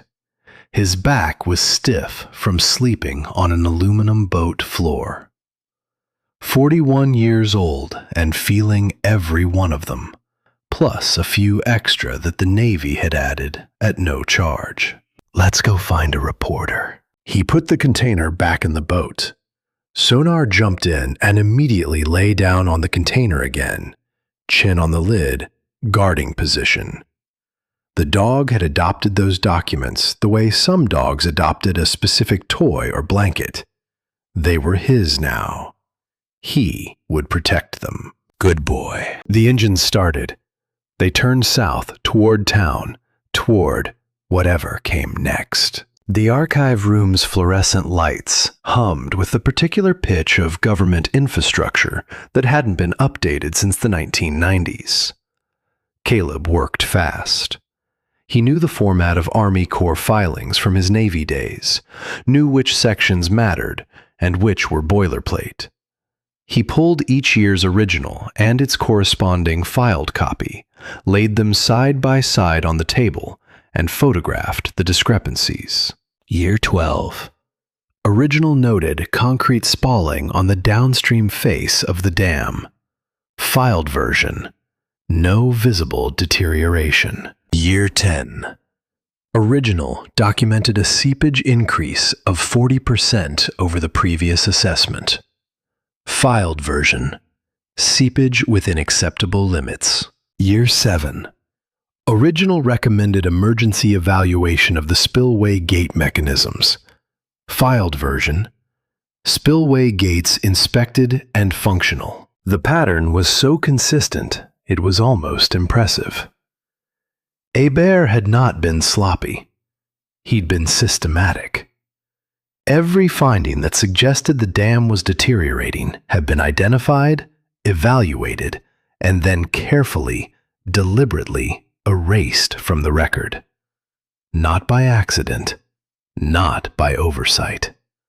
By a man sitting at a desk, reading a report that said his dam was failing, and choosing to write a different version that said it wasn't.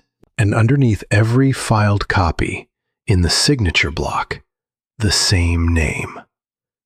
Warren Hebert.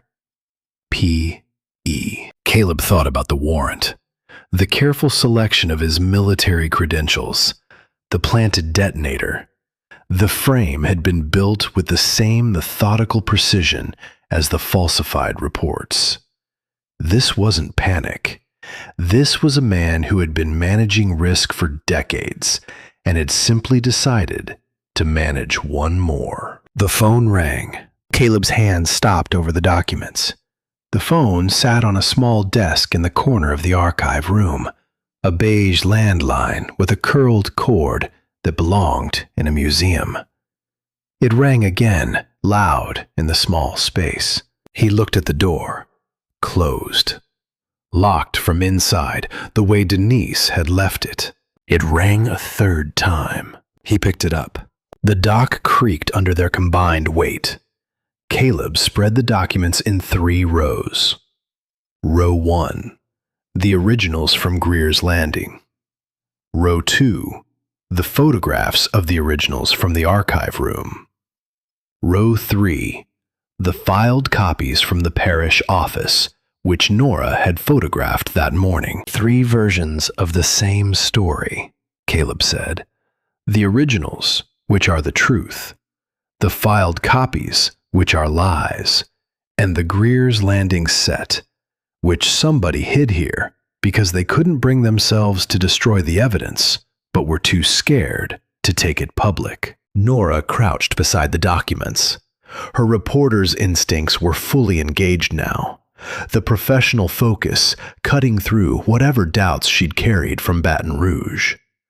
She moved between the rows, matching dates, comparing signatures, noting discrepancies in a small notebook she'd pulled from her back pocket. The language in the filed copies isn't just edited, it's replaced entirely. Look at this. She held up 2 pages side by side. The original says, progressive deterioration consistent with alkali-silica reaction. The filed version says, concrete within expected parameters for facility age. That's not editing. That's writing a completely different assessment. Using the same signature. Using the same signature. She set the pages down. Hebert didn't delegate this. He did it himself. Every year. That's not negligence.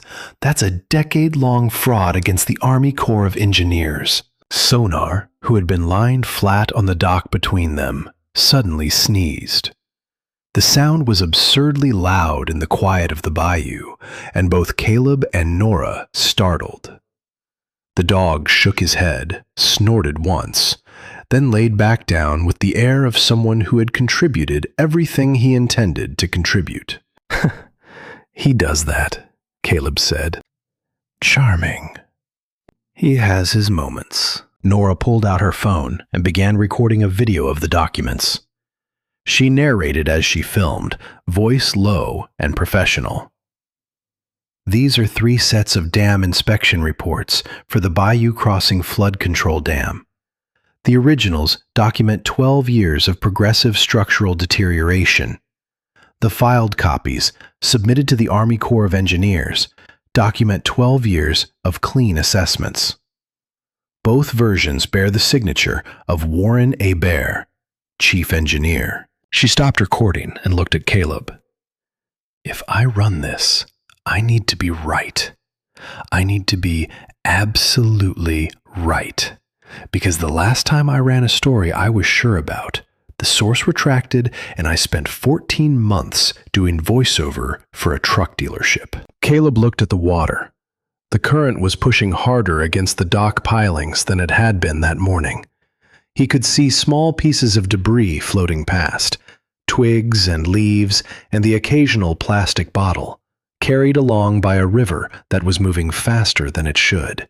I know what it costs to be wrong. I was wrong by 2 seconds once, and a 22-year-old kid died. But I wasn't wrong about the water that day. I saw the disruption. I called it. I was just too late. He looked at her. I'm not too late this time, and neither are you. Nora held his gaze for a moment. Then she looked down at the documents, at the dog lying between them, at the river running fast in the dark. You're asking me to risk what's left of my career on a fugitive's word and a box of papers found in a shed. I'm asking you to look at the evidence and decide for yourself. She was quiet for a long time. The bayou filled the silence with its usual chorus. Frogs, insects, the creak of old wood, the steady push of water against things that were supposed to hold. I need the pressure data from the dam itself. Without current readings, Ebert's lawyers will argue the old reports are irrelevant. The dam has been repaired since then. Conditions have changed. We need proof that the dam is failing right now. Caleb nodded. That means going to the dam. That means going to the dam. Caleb sat in the rain for a long time after the call ended. The boat rocked in the current.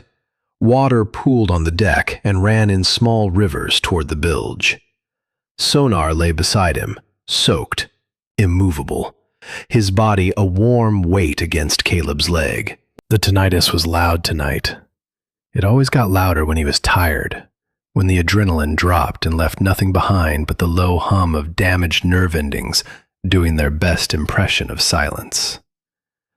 He pressed his palm against his left ear for a moment, a habit that did nothing but that he'd never been able to break. He thought about Danny, about the Euphrates, about a kid who had trusted his chief to read the water and keep them safe, and a chief who had been 2 seconds too slow. He thought about Hebert's voice on the phone, smooth, reasonable, the voice of a man who had spent 30 years convincing a parish that everything was fine, a man with Denise at the front desk, and Jerome in the maintenance yard, and probably a dozen other people who knew something was wrong, but had mortgages and kids in school and retirement plans that depended on not asking questions. And he thought about Nora. The crack in her voice when she said, "I can't do this." He understood it. He'd heard that sound before, in different voices, in different languages. The sound of someone who wanted to be brave, but had already been punished for it once, and wasn't sure they could survive being punished again. He didn't blame her. He couldn't. Everyone had a line, and Nora's had been drawn 2 years ago by a retraction that took her career apart. But the dam didn't care about lines. The dam didn't care about careers or warrants or who was brave and who wasn't. The dam just held water until it couldn't, and then it didn't. Sonar lifted his head from Caleb's boot. The dog's ears rotated upstream, toward the dam, and then back to Caleb. Upstream. Caleb. Upstream. Caleb. You want to go toward the thing that might kill us. Sonar's tail moved once. In the rain, in the dark, on a boat that wasn't built for any of this, the dog wagged his tail. Yeah, me too. Caleb set the phone down and looked at Sonar. The dog had been lying on the boat floor during the call, but his body language had changed the moment Hebert's voice came through the speaker. His tail had dropped. Slow, deliberate, lowering centimeter by centimeter until it lay flat against the deck. Not fear, recognition. The dog had heard that voice before, on the first call, and had cataloged it as a threat. You don't like him either. Sonar's ears flattened briefly, then returned to their usual alert position. Good judge of character. He checked the fuel gauge. Quarter tank.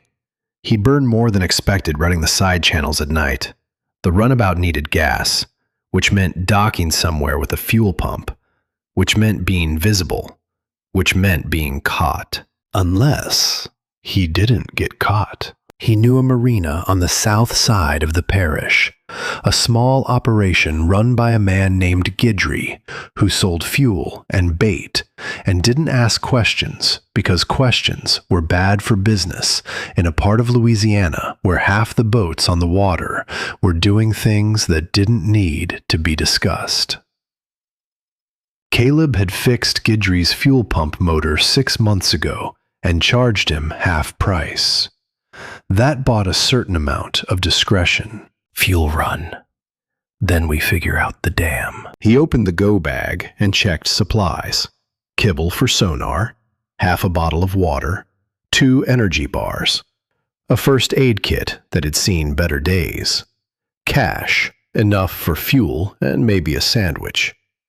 His entire material existence fit in a bag he could carry with one hand. 3 years ago, that would have bothered him. Now, it just felt efficient. He poured kibble into the dented bowl and set it on the deck for sonar. The dog ate with his usual methodical calm, working through the food without rushing, without looking up. A discipline built by years of eating in environments where meals got interrupted by things that were loud and dangerous. At least one of us still has an appetite. Sonar finished, licked the bowl clean, then walked to the bow and stood in his usual position, nose forward, ready. The rain started 15 minutes later. The decision was simple. The execution was going to be terrible. Caleb untied the boat in the dark, rain hammering the deck, and pointed the bow upstream, toward the dam. Toward the one place in Bayou Crossing that was actively trying to kill everyone within 20 miles, maintained by a man who was actively trying to put Caleb in prison for noticing. Sonar stood at the bow. The dog had not hesitated. The moment Caleb started the engine, Sonar had taken his position, nose forward, ears flat against the rain, body braced against the deck, with a center of gravity that would have made a gymnast jealous. He looked like a figurehead carved from determination and wet fur. Just so we're clear, Caleb said over the engine noise, this is the worst plan I've ever had. And I once drove a boat through a firefight on the Tigris because someone told me there was an ice cream truck on the other side. Sonar didn't look back. He didn't need to. The ears said it all. Noted, moving on. The river fought them every foot. The current had doubled since that afternoon, fed by the storm that was dumping water across the entire watershed at a rate the drainage system couldn't match. Debris streamed past, logs and trash, and the occasional chunk of something man-made that had no business being in a river.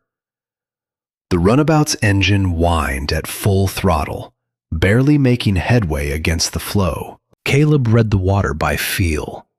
He couldn't see much in the dark and rain, but he could feel the current through the hull, through the tiller, through the vibration pattern in the aluminum beneath his boots. 14 years of SWCC had turned his body into a water pressure gauge. He knew what 3 knots felt like. He knew what 5 felt like. This was pushing 7, and the channel was narrowing as they moved upstream, which meant the velocity would keep climbing. He hugged the inside bends where the current was weakest, used eddies behind fallen trees to steal forward progress, and twice cut the engine entirely to drift sideways into a slack water pocket where he could catch his breath and let the motor cool. The second time he stopped, Sonar turned around and walked back from the bow. The dog stood in front of Caleb, looked up at him, then placed one paw on Caleb's knee. Not pressing, just resting there. A check-in. You okay? Yeah, buddy. Just need a minute. Sonar held the position for 3 seconds, then returned to the bow. Back to work. 20 minutes later, the dam appeared. It was visible before it was close. A dark mass cutting across the river channel like a wall laid down by someone who didn't trust the land to hold its own water. In daylight, the Bayou Crossing Flood Control Dam was an unremarkable piece of infrastructure. 60 feet of concrete and compacted earth spanning a narrow point in the river valley. At night, in a storm, with the river running high and angry, it looked like the edge of something. Caleb killed the engine and let the boat drift into the slack water behind a concrete wing wall on the south bank. He tied off to a construction ladder that was bolted to the wall and hadn't been used in years, judging by the rust. Bleib. Sonar sat. Stayed. His ears tracked Caleb as he climbed the ladder to the top of the wing wall. The dam's crest was a flat concrete walkway, maybe 4 feet wide, with a rusted metal railing on the downstream side. In normal conditions, you could walk across it without getting your boots wet. Tonight, water was flowing over the crest. Not much, maybe an inch, but the dam was designed to hold water below the crest line. Any overtopping meant the structure was at capacity. Caleb crouched on the walkway and looked at the downstream face of the dam. His phone's flashlight was useless in the rain, but he didn't need light for what he was looking for. He needed to listen. He pressed his palm flat against the concrete, closed his eyes, and listened. The concrete was vibrating. Not the vibration of water flowing over the surface, something deeper. Structural. A tremor that meant concrete was under loads it wasn't designed to carry, when internal fractures had connected into pathways that allowed water to penetrate the core, when decades of chemical degradation had turned solid structure into something that was holding itself together more from habit than from engineering. He'd felt this before. On the Euphrates. On the irrigation dam his team had surveyed. Senior Chief Burke had pressed his hand against the concrete just like this, held it for 10 seconds, and then said the words that got everyone off the water. That thing's talking. When concrete talks, you leave. This concrete was talking. Loudly. Caleb moved along the crest, checking the surface. Halfway across, he found it. A crack. Not a hairline. A crack wide enough to fit 2 fingers into, running diagonally across the walkway from the upstream face to the downstream edge. Water was seeping through it. Not flowing. Seeping. Which meant the crack extended through the full depth of the structure. There it is. He photographed it. Then moved further, found another crack, and another. The southwest quadrant, exactly where the original inspection report from 8 years ago had noted the first hairline fracture. That hairline had become a network. The network was becoming a failure plane. The dam was not going to fail someday. The dam was failing now. Tonight. The storm was providing the load that would push the structure past its remaining capacity, and when it went, it would send a wall of water down a river valley where 1,800 people were sleeping. Caleb climbed back down to the boat. Sonar was exactly where he'd left him, sitting on the deck, rain streaming off his coat, ears tracking the sound of footsteps on the ladder. We need to warn the town. He reached for his phone. No signal. The storm had knocked out the nearest cell tower, or the tower had been knocked out for him.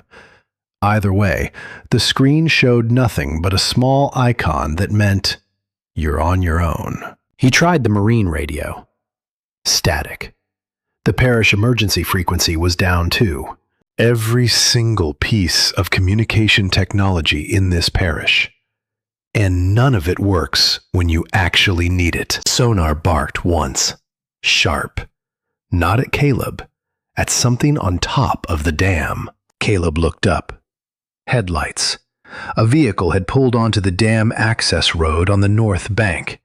Its lights swept across the crest walkway and stopped, pointing directly at the spot where Caleb had been standing 30 seconds ago. Two figures stepped out. Even in the rain and dark, Caleb could make out the shapes. One was tall, moving with the careful gait of a man who owned the ground he walked on. The other was shorter, heavier, wearing what looked like a high-visibility work vest. Warren Hebert, and one of his contractors. They walked onto the dam crest. Hebert carried a flashlight. The contractor carried a toolbox. They moved toward the southwest section, toward the cracks, and Caleb understood immediately what they were doing. They weren't here to fix the dam. They were here to remove evidence. The cracks that proved structural failure. The seepage that proved the inspections were false. Hebert was going to patch the visible surface damage before anyone else could document it. A cosmetic repair on a structure that was dying from the inside. So that when investigators came looking, all they'd find was fresh concrete and a story about a veteran with a bomb. Caleb climbed back up the ladder. Sonar followed without being told. The dog scrambled up the construction rungs with the sure-footed determination of an animal who had been climbing in and out of boats and trucks and helicopters his entire working life, and appeared on the dam crest beside Caleb like he'd always been there. "Mr. Hebert," the flashlight swung toward him. For a moment, nobody moved. Rain hammered the concrete between them. The river roared beneath their feet. "Senior Chief." Hebert's voice carried the same measured calm it always had. "I had a feeling you'd end up here. I had a feeling you would too." The contractor took a step back. Sonar moved forward, positioning himself between Caleb and the two men, head low, stance wide. A barrier. Not growling, just present. Occupying space that said, "Recalculate." "You're trespassing on federal infrastructure," Hebert said. "I've already notified the sheriff." "Good. He can bring the Army Corps of Engineers while he's at it." Caleb pointed his phone's flashlight at the cracks in the concrete. "You want to explain these, Mr. Hebert? Because your filed inspection reports say they don't exist. Minor surface weathering, normal for a structure of this age. I just put my hand on this concrete. It's vibrating. The seepage rate through that crack is visible to the naked eye.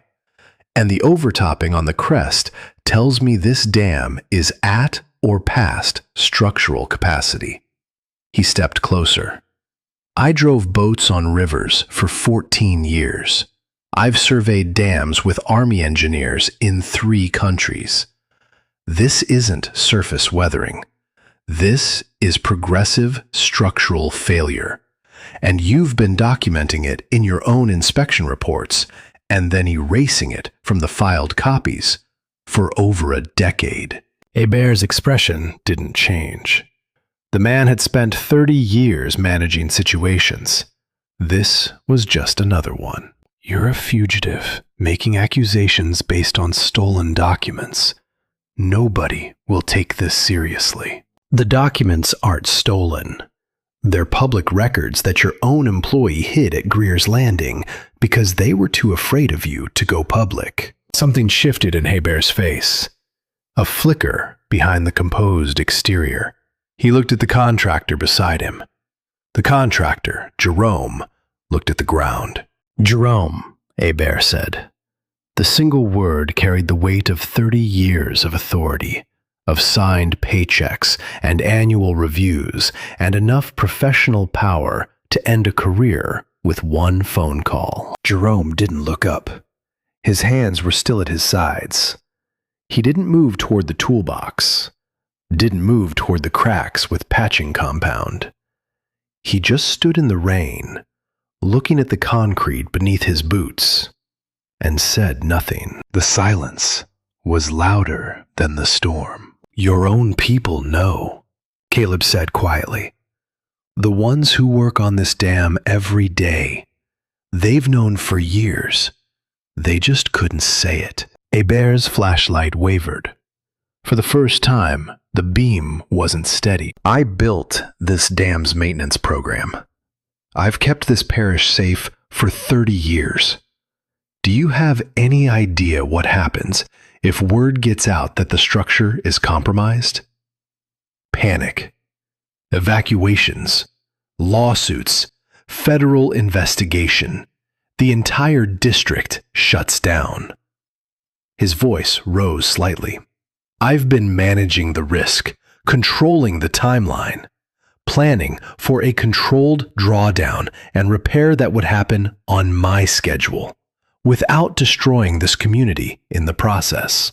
Your schedule ran out about 3 hours ago when the river started overtopping your dam. Headlights appeared on the access road. Then more headlights. 2 vehicles. 3. Nora Castillo's rental sedan pulled onto the shoulder behind Hebert's truck.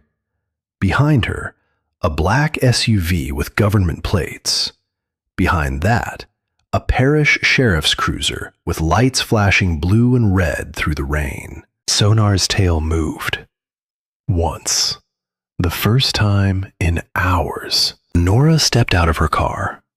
She was carrying a camera. The red recording light was already on. I changed my mind, she said. Behind her, Special Agent Torres stepped out of the SUV. He looked at the dam. He looked at the cracks. He looked at Hebert and the contractor and the toolbox and the man standing in the rain with a German shepherd. Then he looked at the water flowing over the crest. Everybody off the dam. Now. Agent Torres, this man is a federal fugitive. Mr. Hebert, I can see water coming over the top of your dam. Everybody off. Now. Nora had the camera pointed at the cracks. She was narrating, voice steady despite the rain. I'm standing on the Bayou Crossing flood control dam. The man accused of sabotaging this structure, Senior Chief Caleb Mercer, is here. What I'm seeing is not sabotage. What I'm seeing is structural failure. Cracks extending through the full depth of the dam wall. Active seepage. Overtopping of the crest during a storm that any properly maintained dam should be able to handle. She turned the camera toward Hebert. Mr. Hebert, would you like to comment on why these conditions don't appear in any of the inspection reports filed with the Army Corps of Engineers over the last 12 years? Hebert looked at the camera, looked at Torres, looked at Jerome, who was still staring at the ground. I want my attorney. Torres stepped forward. Mr. Hebert, I'm going to need you to come with me. And I'm going to need the Army Corps of Engineers here before morning. He looked at Caleb, held the gaze for a moment. Senior Chief, we need to talk. But right now, I need everyone off this structure. Agreed. They moved. All of them. Off the dam, onto the access road, into the rain. Behind them, the river continued to rise, and the concrete continued its slow, patient conversation with gravity. Jerome was the last one off. He walked past Caleb without looking up, but as he passed, he said one word, so quiet that only Caleb and the dog heard it. Thanks. Sonar's ears tracked him, then returned to forward. Torres took Caleb's statement in the back of the SUV while the parish sheriff organized an emergency evacuation for the neighborhoods closest to the river. The Army Corps of Engineers was en route from Baton Rouge. The State Emergency Management Office had been notified. Hebert sat in the back of the sheriff's cruiser, silent, staring through the rain-streaked window at the dam he'd managed for 30 years. Torres reviewed the photographs on Caleb's phone. The originals, the filed copies, the discrepancies. He read carefully, the way a man reads when he's realizing that the case he built was assembled on top of a lie someone else constructed. The detonator forensics came back yesterday. No fingerprints. The explosive residue was commercial grade, not military, and the device wasn't assembled correctly.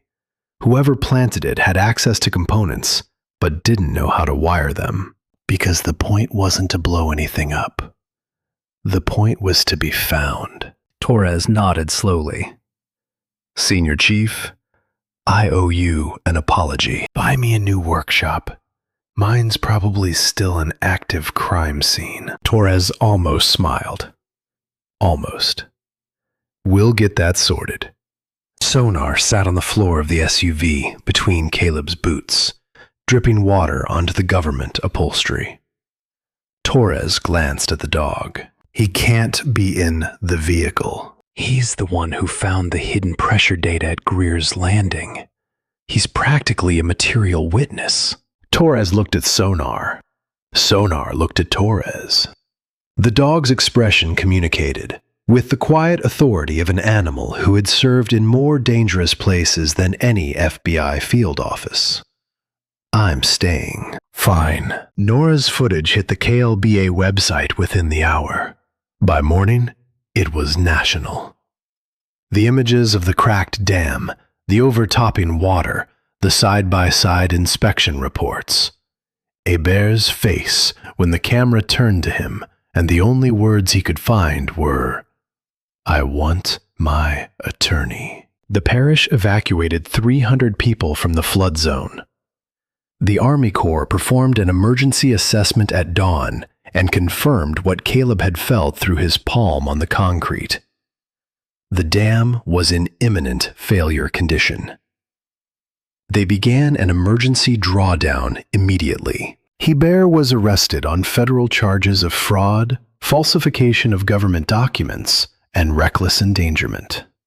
The state AG's office opened an investigation into the parish flood control district that would eventually expand to include 4 other dams in the region with similar inspection histories. Jerome, the maintenance technician who had hidden the original reports at Greer's Landing and sent the anonymous texts to Nora, was granted whistleblower protection.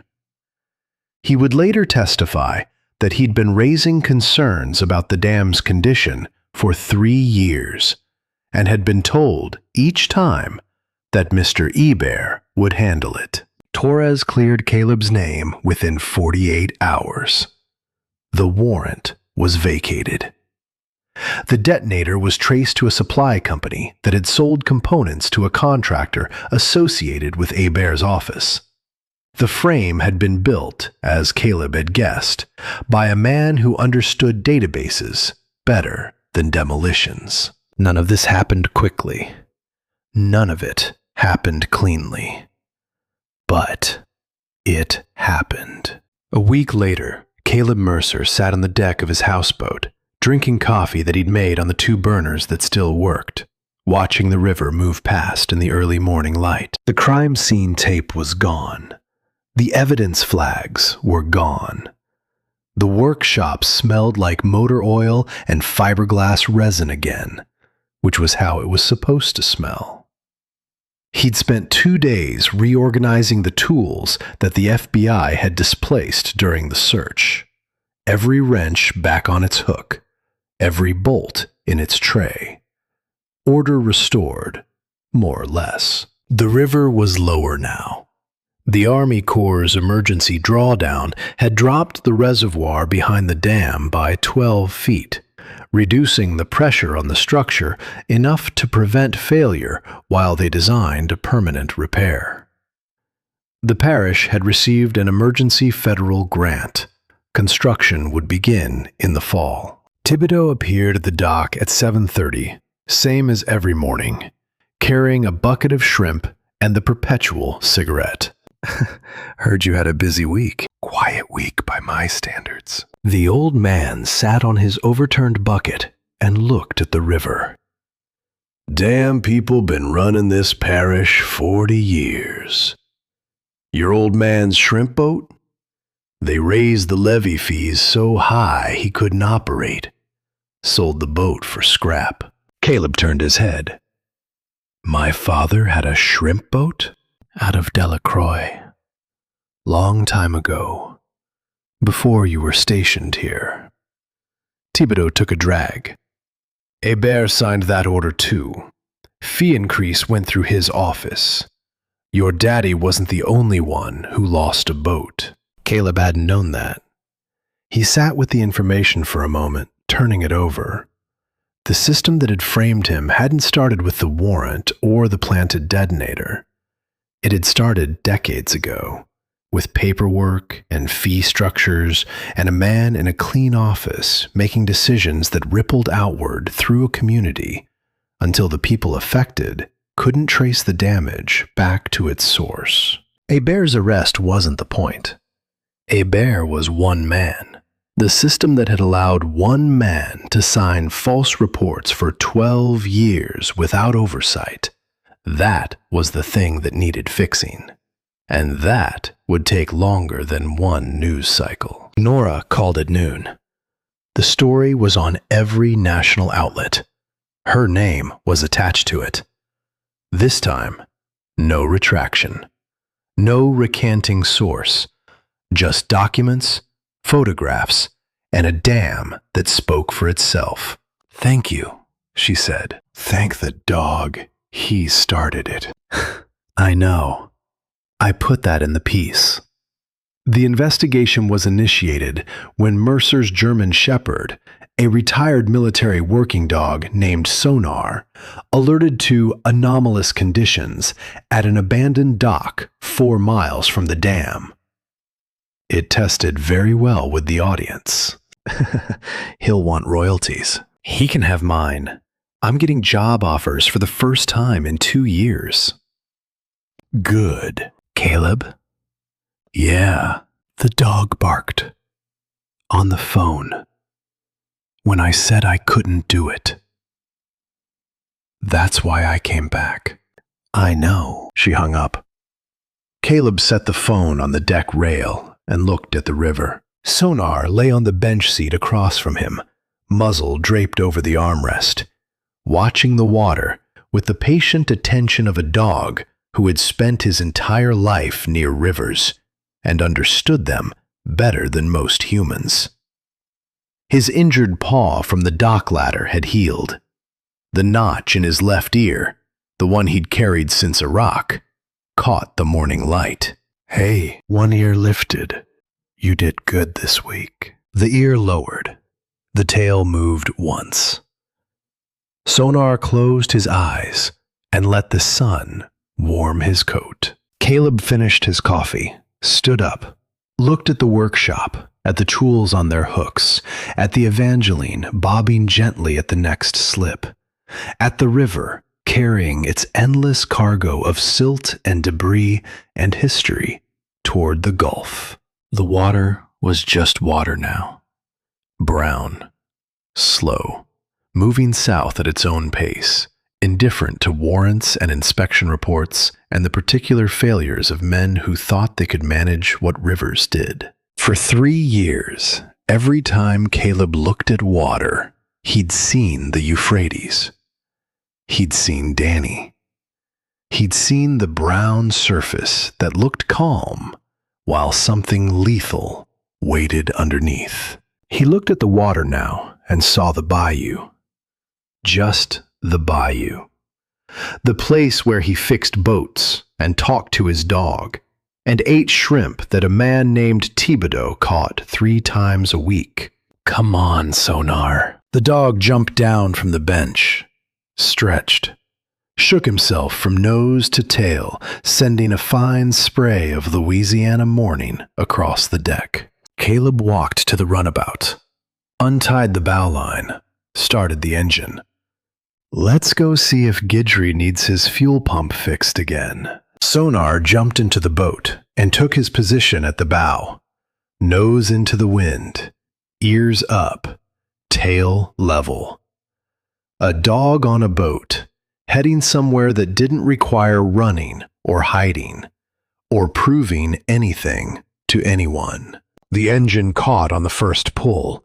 The runabout swung into the current and headed south, downstream, with the river instead of against it. Behind them, the houseboat sat at the dock, listing its permanent 2 degrees to starboard. The workshop door was closed. The tools were hung. The coffee mug sat on the deck rail, still warm. Ahead of them, the bayou opened into the wide green-gold morning, and the current carried them forward. Sonar stood at the bow, and the wind moved through his coat, and the water carried them where it always had, downstream, toward whatever came next. The bayou channels he'd been hiding in for 2 days were barely navigable now. Water had risen over the banks, turning the side channels into a connected floodplain where the only way to tell river from swamp was the speed of the current. Debris collected against every obstruction. Whole trees, uprooted by the saturated soil, drifted downstream like slow-motion battering rams. Caleb dodged the first one by cutting hard to port. The second one he didn't see until Sonar barked, a sharp, urgent sound that gave him exactly enough time to throw the tiller over and let the log scrape past the starboard gunwale with a sound like fingernails on a chalkboard. Good call. Sonar didn't acknowledge the compliment. He was already tracking the next piece of debris, a section of wooden dock that had torn free from somewhere upstream and was spinning slowly in the current like a lazy compass needle. The main channel was worse. The river had exceeded its banks by at least 3 feet, and the current was running fast enough to create standing waves at every bend. The runabout bucked and slapped against the surface, throwing spray that the rain made irrelevant. Caleb's arms ached from fighting the tiller. His bad knee screamed every time the boat pitched, and he had to brace against the thwart. This was operational water. This was the kind of water that had killed better boats than his, driven by better engines, operated by crews who hadn't been sleeping on aluminum floors for 3 nights. The Euphrates had been like this during spring melt, when the snowpack in the Turkish mountains released all at once and turned a manageable river into something that ate patrol boats for breakfast. The difference was that on the Euphrates, he'd had a 50-foot special operations craft with twin diesel engines and a crew of 4. Here, he had a 14-foot aluminum can with a 25-horse outboard and a dog. Upgrade options are limited, he muttered. Sonar's ears flicked back, then forward, focused. Caleb worked the river the way he'd been trained, read the surface patterns for depth, used the sound of water against the hull to judge speed, anticipated the acceleration points at channel narrows and the deceleration zones behind bridge abutments. He steered with his whole body, leaning into turns, shifting his weight to keep the hull balanced, making 100 small corrections per minute that he wasn't even conscious of because they'd been drilled into his nervous system at Coronado 15 years ago and had never left. A mile from the dam, the current velocity increased sharply. Caleb felt it through the tiller, a sudden resistance that meant the channel was being squeezed by the dam's backwater effect. The water had nowhere to go except over and through, And the through was the part that worried him. Sonar whined once. Just once. The dog never whined. It was so unusual that Caleb looked at him immediately. The dog was staring at the water directly ahead of the bow. His body had gone completely rigid, ears flat, tail tucked. It wasn't his alert posture. It wasn't his blocking posture. It was the posture Caleb had only seen once before, on the Euphrates, 3 seconds before the IED. The posture that said, "Something is wrong under the surface." Caleb killed the engine immediately. The boat swung sideways in the current, then steadied as the drag of the dead propeller acted like a sea anchor. He looked at the water ahead. At first, nothing. Dark water, rain, debris. Then he saw it. A disturbance in the current pattern. Circular. The water was swirling in a way that didn't match the channel geometry. It was being pulled downward, drawn towards something beneath the surface. Seepage. Coming through the base of the dam. Water was finding a path through the structure and exiting on the downstream side with enough force to create a visible vortex on the surface. That meant the dam's foundation was compromised. The cracks weren't just on the face. They went all the way through. "Okay," Caleb said. "Change of plan. We're not going over the dam. We're going to the access road." He angled the boat toward the south bank, found a section of levee road that was still above water, and tied off to a guardrail post. Sonar jumped ashore without waiting for the command, scrambled up the muddy bank, and stood on the road, shaking water from his coat. The dam access road was 50 yards ahead. In the rain and dark, Caleb could see the glow of the dam's emergency lighting. A set of sodium vapor lamps that ran on their own generator and cast everything in sickly orange. He jogged toward it. Sonar ran beside him, matching his pace, adjusting automatically to the uneven ground. "Here's what's going to happen," Caleb said. His voice was calm. The calm that came from standing on things that were falling apart and knowing exactly how they fell. "You're going to step away from those cracks. You're not going to patch them. You're not going to cover them. Because in about 3 hours, this dam is going to be inspected by the Army Corps of Engineers, and they're going to see exactly what 12 years of neglect looks like. You don't have the authority to..." "I don't need authority. I need a phone that works in 10 minutes. He held up the cracked screen of his phone.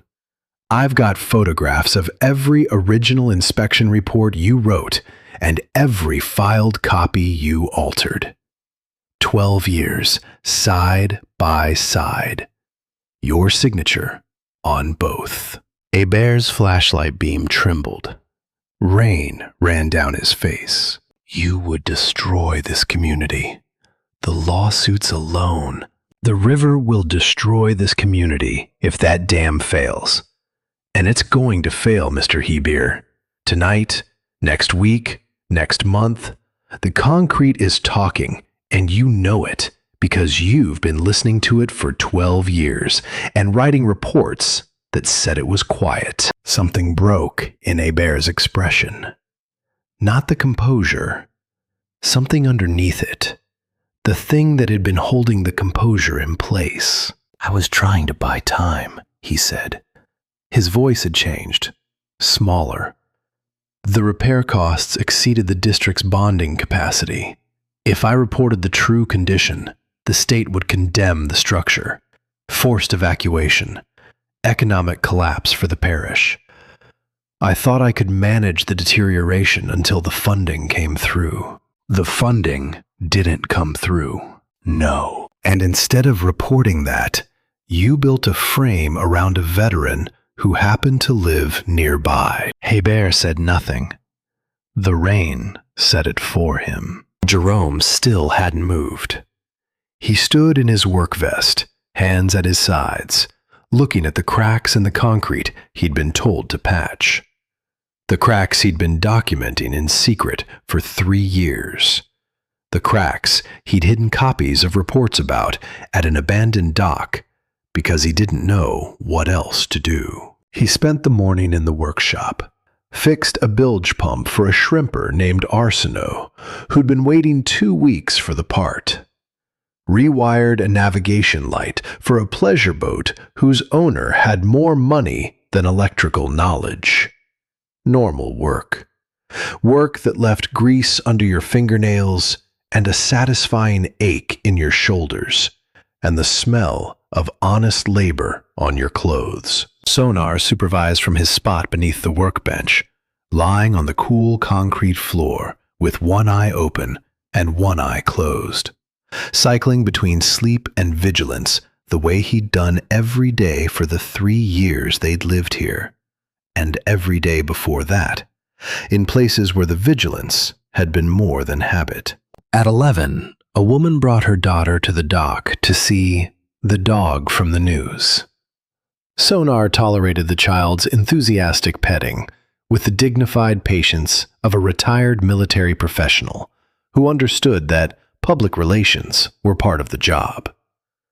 He let her scratch behind his ears. He accepted a biscuit from her pocket. He did not, however, allow her to put the small pink hat she'd brought on his head. He draws the line at accessories, Caleb told the mother. Understandable. The girl hugged Sonar around the neck.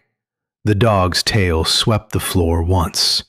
His eyes found Caleb's, and the expression in them was tolerant and warm and slightly exasperated, which was exactly right. He passed the confluence where the main channel merged with Cane Creek, a tributary that normally contributed a modest flow, but was now dumping floodwater into the river at a rate that created a visible seam line in the current. 2 different water temperatures, 2 different sediment loads, meeting and mixing in a turbulent zone that would have flipped the runabout if he'd hit it at the wrong angle. He didn't hit it at the wrong angle. He read the seam line from 30 yards out, identified the downstream merge point where the turbulence dissipated, and threaded the gap at half throttle with Sonar braced and silent at the bow. On the Euphrates, they'd called this kind of navigation reading the room being the river, the guests being the things that wanted to kill you, the etiquette being don't be where they expect you to be. Caleb had always been good at not being where people expected him to be. It was one of the things that had made him a good SWCC operator and a lousy husband, though his ex-wife might have phrased it differently. The evacuation took 4 hours. Parish emergency services, supplemented by National Guard units that arrived at 3 a.m., went door to door in the flood zone. 312 people were moved to shelters at the high school and the community center on the ridge above town. 14 refused to leave. 8 of those 14 changed their minds when the emergency sirens activated at dawn and the Army Corps announced the drawdown. Caleb stayed at the dam until the Corps engineers arrived. He walked them through the cracks, the seepage, the overtopping. He showed them the photographs on his phone, the original reports versus the filed copies. The lead engineer, a colonel named Washington, who had the particular patience of a woman who had spent her career cleaning up after men who cut corners, reviewed everything without expression. "How did you identify the seepage vortex on the downstream side?" she asked. "Felt it through the hull of my boat." Then visual confirmation. "In the dark. In a storm. I spent 14 years driving boats on rivers where the things that killed you were under the surface. You learn to read the water, or you don't come home." Washington looked at him for a long moment. Then she looked at Sonar, who was sitting at Caleb's feet, Still wet, still alert, still fundamentally unbothered by the fuss. Senior Chief, the Corps could use people who read water like that. Appreciate it, ma'am. But I've got a through haul to finish on a shrimper named the Evangeline, and her owner's going to be upset if I'm late. Washington almost smiled. Almost.